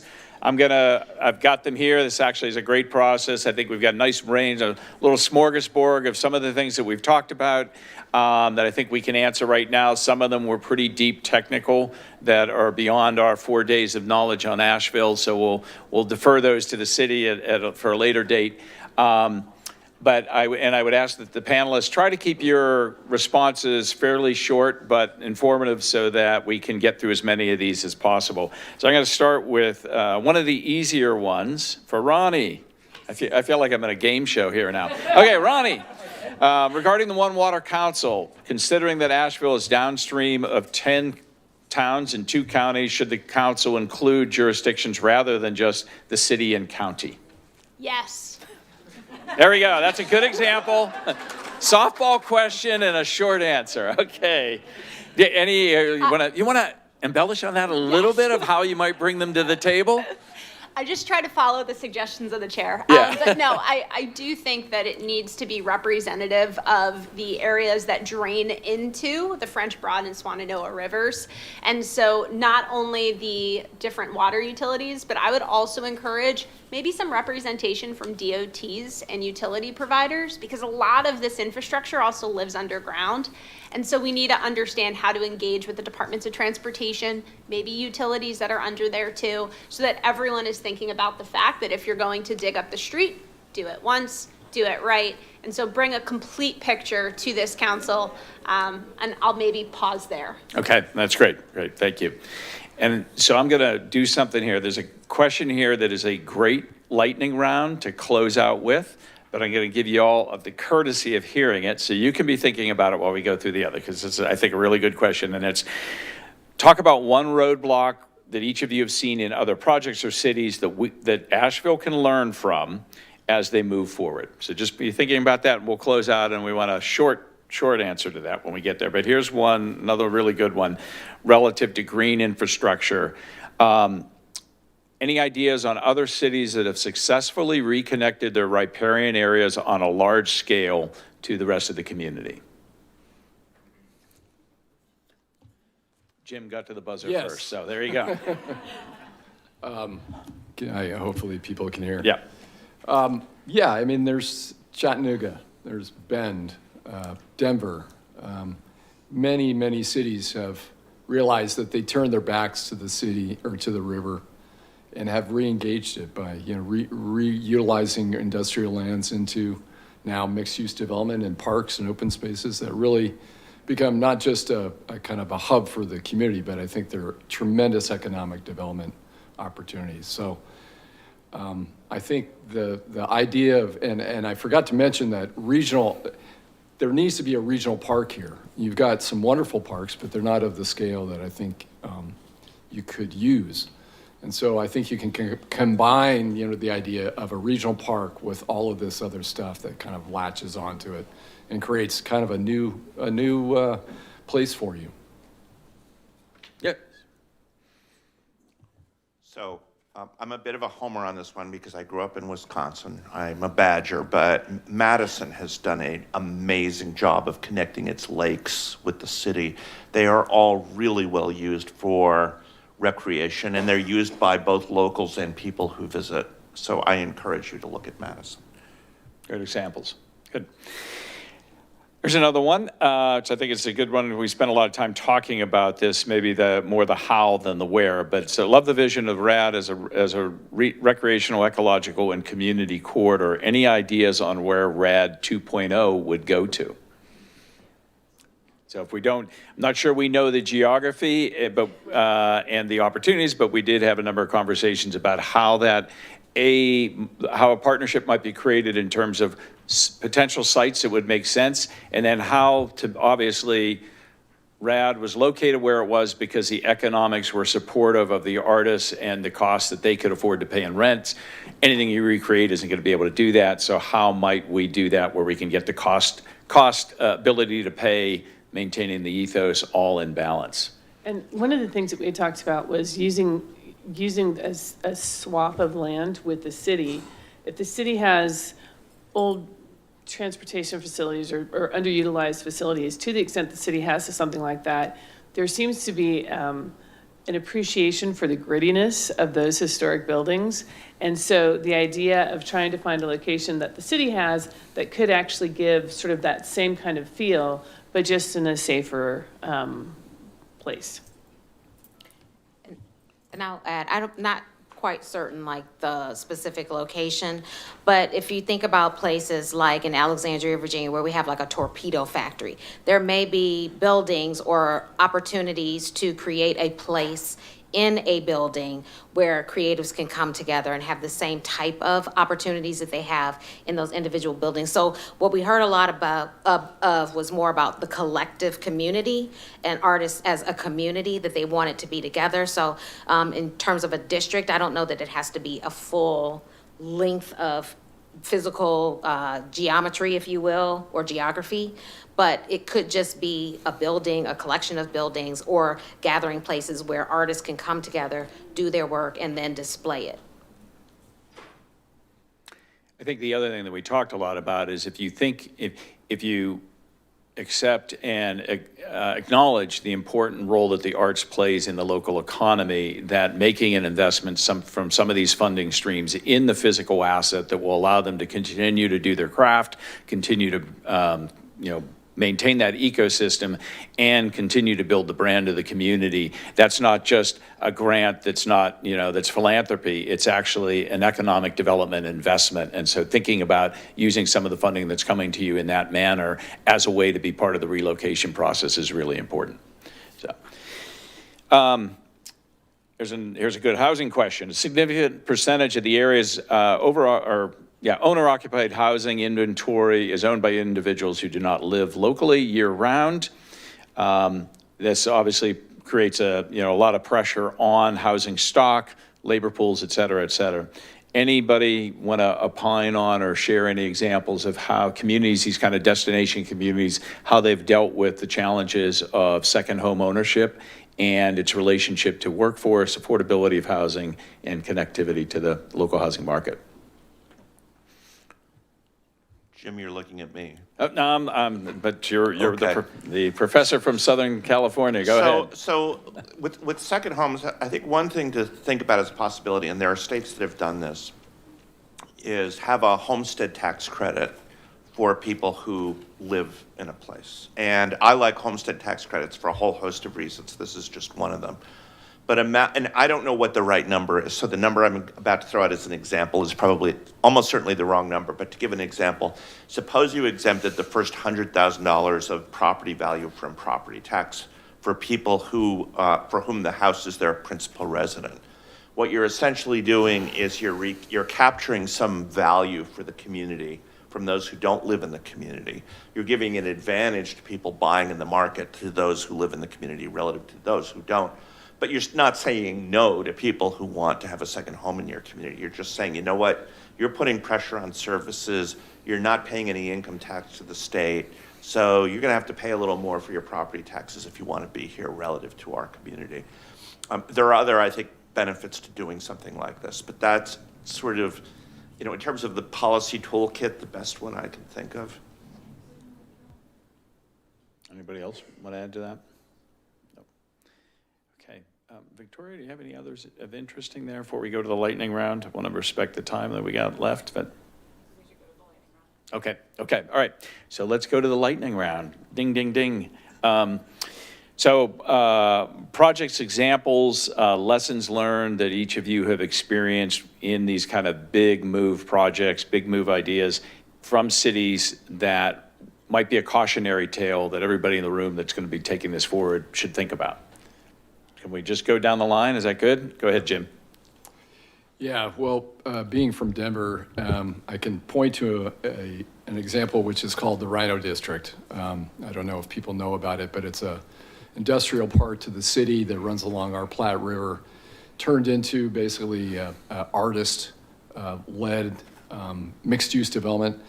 The problem was that the city did not have a plan for it, and so the growth just happened sporadically, and they were sort of behind the 8 ball trying to catch up for building infrastructure that could support the kind of development that just happened organically. So I think that would be something to take note of, is to make sure you're ahead of it. You've got a plan for it. You've built an alignment and consensus amongst all those that really have to deliver on that vision.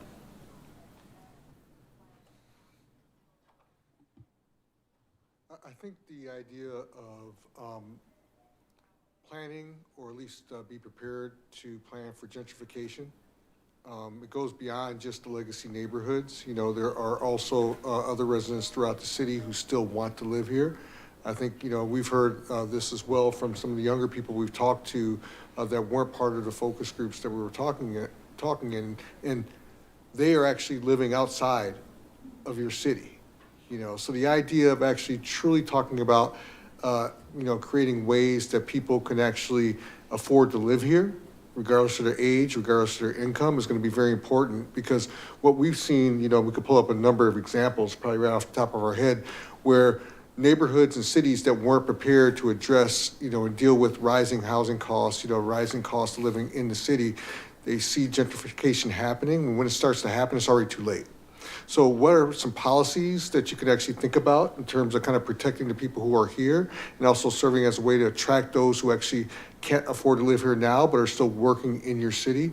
Getting ahead of the curve of that, I think, is going to be very important. There's a number of different ways, you know, beyond policy, beyond land use, to think about this, but, you know, learning from other cities that actually, you know, unfortunately, you know, found out it was too late. You know, getting ahead of the curve, I think, is going to be very important, because your city is going to continue to change and evolve in a lot of good ways, and I think making sure it doesn't happen in a way that negatively impacts across a city, your residents, is very important. When I think about the recovery and resilience process overall, I guess a heat of caution, but also an opportunity, is that this is going to take longer than you think. Y'all are on a journey, and we're at a moment in time in this journey, and we need to leverage and take advantage of the moment of this, I'm going to say opportunity, if that's okay. But I think that's something to just keep in mind, and to not let this moment and this moment of momentum, I don't want to use the term go to waste, but take advantage of it. Take advantage of the opportunities to create new funding sources, to think about it as the first domino that can fall in doing all of the things that Claire laid out and that David had alluded to, and to keep that sustained effort around funding as you look into the future, because I hate to say it, there's gonna be the next thing that happens in a couple of years' time, and none of us have a crystal ball to say what that is, and flooding is gonna become this more distant thing as you go back to living your normal life, and you go for a run on the River Arts, or down along the French Broad in the River Arts District, and you don't see the impacts of Helene. But we need to keep momentum, we need to keep engagement, we need this community that has shown up to continue to show up. And so please use this moment. There are other cities I know across the Northeast. New York is grappling with this right now, and it thinks about Hurricane Sandy and the tremendous amount of work that still needs to be done despite the storm having occurred in 2012. And so just please use this moment, take advantage of the opportunity that it presents, and then dig in for the long run. I'll give an example, if I can draw your eyes north. As most of you know, Mount Mitchell is the tallest peak east of the Mississippi. I'm from New Hampshire, where Mount Washington thinks it's a big hill, and we also don't pronounce Appalachian correctly. In our part of the world, the Appalachian Trail ends in Mount Katahdin in Maine. And there was a very large land assembly effort put together where the problem was a big landholder like Plum Creek Real Estate Investment Trust, one of the biggest timber owners in the country, and a number of industrial uses, and a number of small holders all had parcels that kind of were scattered all over the place, and nobody could quite raise enough money to think how to aggregate them. Simultaneously, there were lots of little well-intended not-for-profits, all with their own executive director and their own fundraising. Those all merged into what was called the Northern Forest Alliance, and through a series of land swaps, buyouts, and conservancies, wound up finding land that Plum Creek could develop around a lake for industrial real estate, preserving land largely along the Appalachian Trail in the 100-mile woods, as you've heard about, into Mount Katahdin for wilderness, and allowing logging and gravel extraction and those things to happen as well, all in coordinated areas, all through a series of swaps. And when you're that big, you can also go out and find these $100 million kind of numbers that little organizations can't do. So that was an example of land swaps and trades where the fragmented organizations, the fragmented land all turned into a sum greater than the whole. As Ronnie said, you're in this for the long haul. So I would say you never can do enough community outreach. The programs, specifically the CDBG-DR programs, will evolve. The city will likely file for substantial action amendments. That means the programs will change. So I would say it's incumbent upon the city and the community to hold the city accountable, to do regular community outreaches, and not just for residents, but also be thinking about the private sector, including the construction community in that conversation. Getting the message out is not good enough with just traditional media and social media. In some cases, it may mean going door to door. In New Jersey, we did that with vulnerable communities, and I would encourage the city of Asheville to consider that, particularly when there are major changes in any kind of the programs. Again, you can never do enough public outreach, just like this. So Jim, I'm not going to talk about big things. I'm going to talk about building small, which I think is something you like. I love ADUs. I think ADUs can fill two very important roles right now. Oh, I'm sorry, auxiliary dwelling units. Thank you. Granny flats. Say that one more time. ADUs, auxiliary dwelling units. ADUs, second little small houses in the backyard of a big house. Two things about them. One is because you have no land basis in them, you can build them and justify them at lower rents than you can with where you have to buy a parcel of land in the first place. But second, and this relates particularly to this community for the elderly, having something where you could essentially make a trade. You have some younger person live in a place at fairly low rent or no rent at all in exchange for helping with activities of daily living, I think is going to be increasingly important in the years to come. Because most of our elders can't afford assisted living, for example. So thinking about creative ways of using the properties we have to fill that gap is going to be critical. The problem is getting financing for these things is very difficult.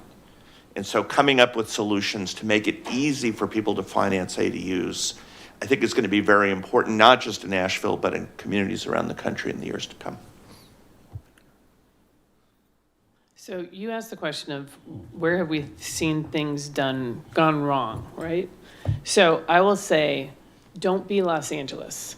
Los Angeles is one Anybody of the... want to be Los Angeles? Oh, stop it.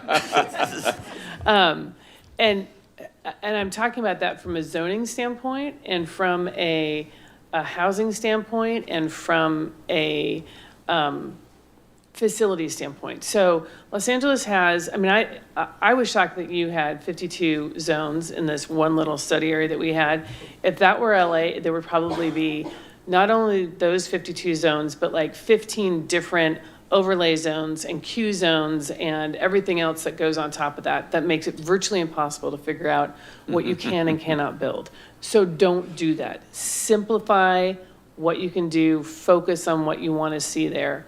The second thing is, Los Angeles is terrible about communicating with its constituents. Absolutely terrible. And that causes our constituents to get really angry anytime there's a new development or a new project or something that's being proposed.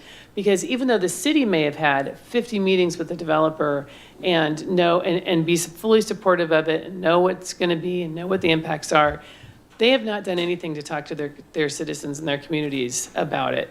So I would say, this is, by the way, all for you guys from the city. Don't do that. Like, continue to have events like this and meetings like this and talk to your constituents. And the last thing is, there is no one person we have a mayor versus a city manager, in our mayor's office that you can go to that can answer a question or to help with regard to a development project if you're having a problem. And you have to go to literally, and I'm not joking, 17 different city departments to get an approval for one project. So don't do that. Have somebody here who can be the focus. And you guys are already so much better off. I mean, you, the citizens of Asheville, should thank your staff every day. They are phenomenal. But you have to, having that one point of contact does make life so much easier for the builders who are trying to come in and take risks and invest in your communities. So don't be Los Angeles. We do it all wrong. Samia. So I mentioned that there were several parallels to Arlington County, and we're dealing with very similar challenges, even in a different scale, as the city of Asheville. And some of the things that came to me were co-creation, cooperative action, and empathy, and communication. So some of the lessons learned for us as we deal with stormwater challenges, aging infrastructure in a very dense community.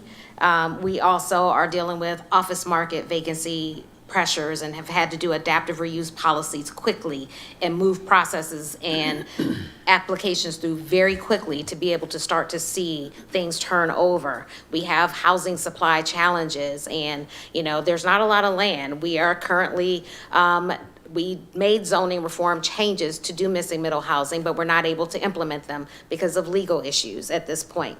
And so as the single family neighborhoods experience challenges as you try to change and grow, managing growth, we're also receiving pushback on just updating a comprehensive plan to bring it forward to make it align with county board adopted policies and plans in the form of resolutions, just to make those things sync up. And so the things that really came to me as lessons as we're working through this too are communication, being okay having the hard conversations to understand what's really at the root of the concerns that the community shares so that you can come to that ultimate shared understanding, but knowing that challenges change and it's not always about consensus, but it's about balance. Great lightning round there. I was going to close out because I throw my 2 cents into this. So as I mentioned, I live in a town that has a lot of similar issues that you have around housing. I'm on our housing commission. I wrote our city's housing action plan. And we have a self-inflicted affordability and supply problem because we make it very difficult to get units approved, and we limit the number of units that you can build per year. And that has naturally forced the market to build nothing but big, expensive homes. So to the extent that you can encourage and ensure that smaller units, which is Richard was indicating, by the market's needs, actually can happen easier and faster, you'll allow that market to kind of take that on. And a good example of that, following up on his ADU comment, everybody's heard about California's housing challenges. In 2017, the state came down to the local jurisdictions and said, here's what you got to do to allow accessory dwelling units to be built. And it removed a lot of local control around setbacks, heights, size, permit fees. And in 2022, 1 in 5 housing unit, so 20% of the housing units built in California are accessory dwelling units. So that kind of unleashing the market by giving them latitude to move quickly and not have to navigate arbitrary approval processes has actually provided a significant influx of new housing that is actually sizing to what the market wants. So I encourage you to think about that. With that, thank you for your attention, for sticking around so long. Thank you for the opportunity to spend a week here with you and learn about your city and its challenges, and best of luck to you as you move forward. You've got an amazing opportunity. Make the most of it. Thank you.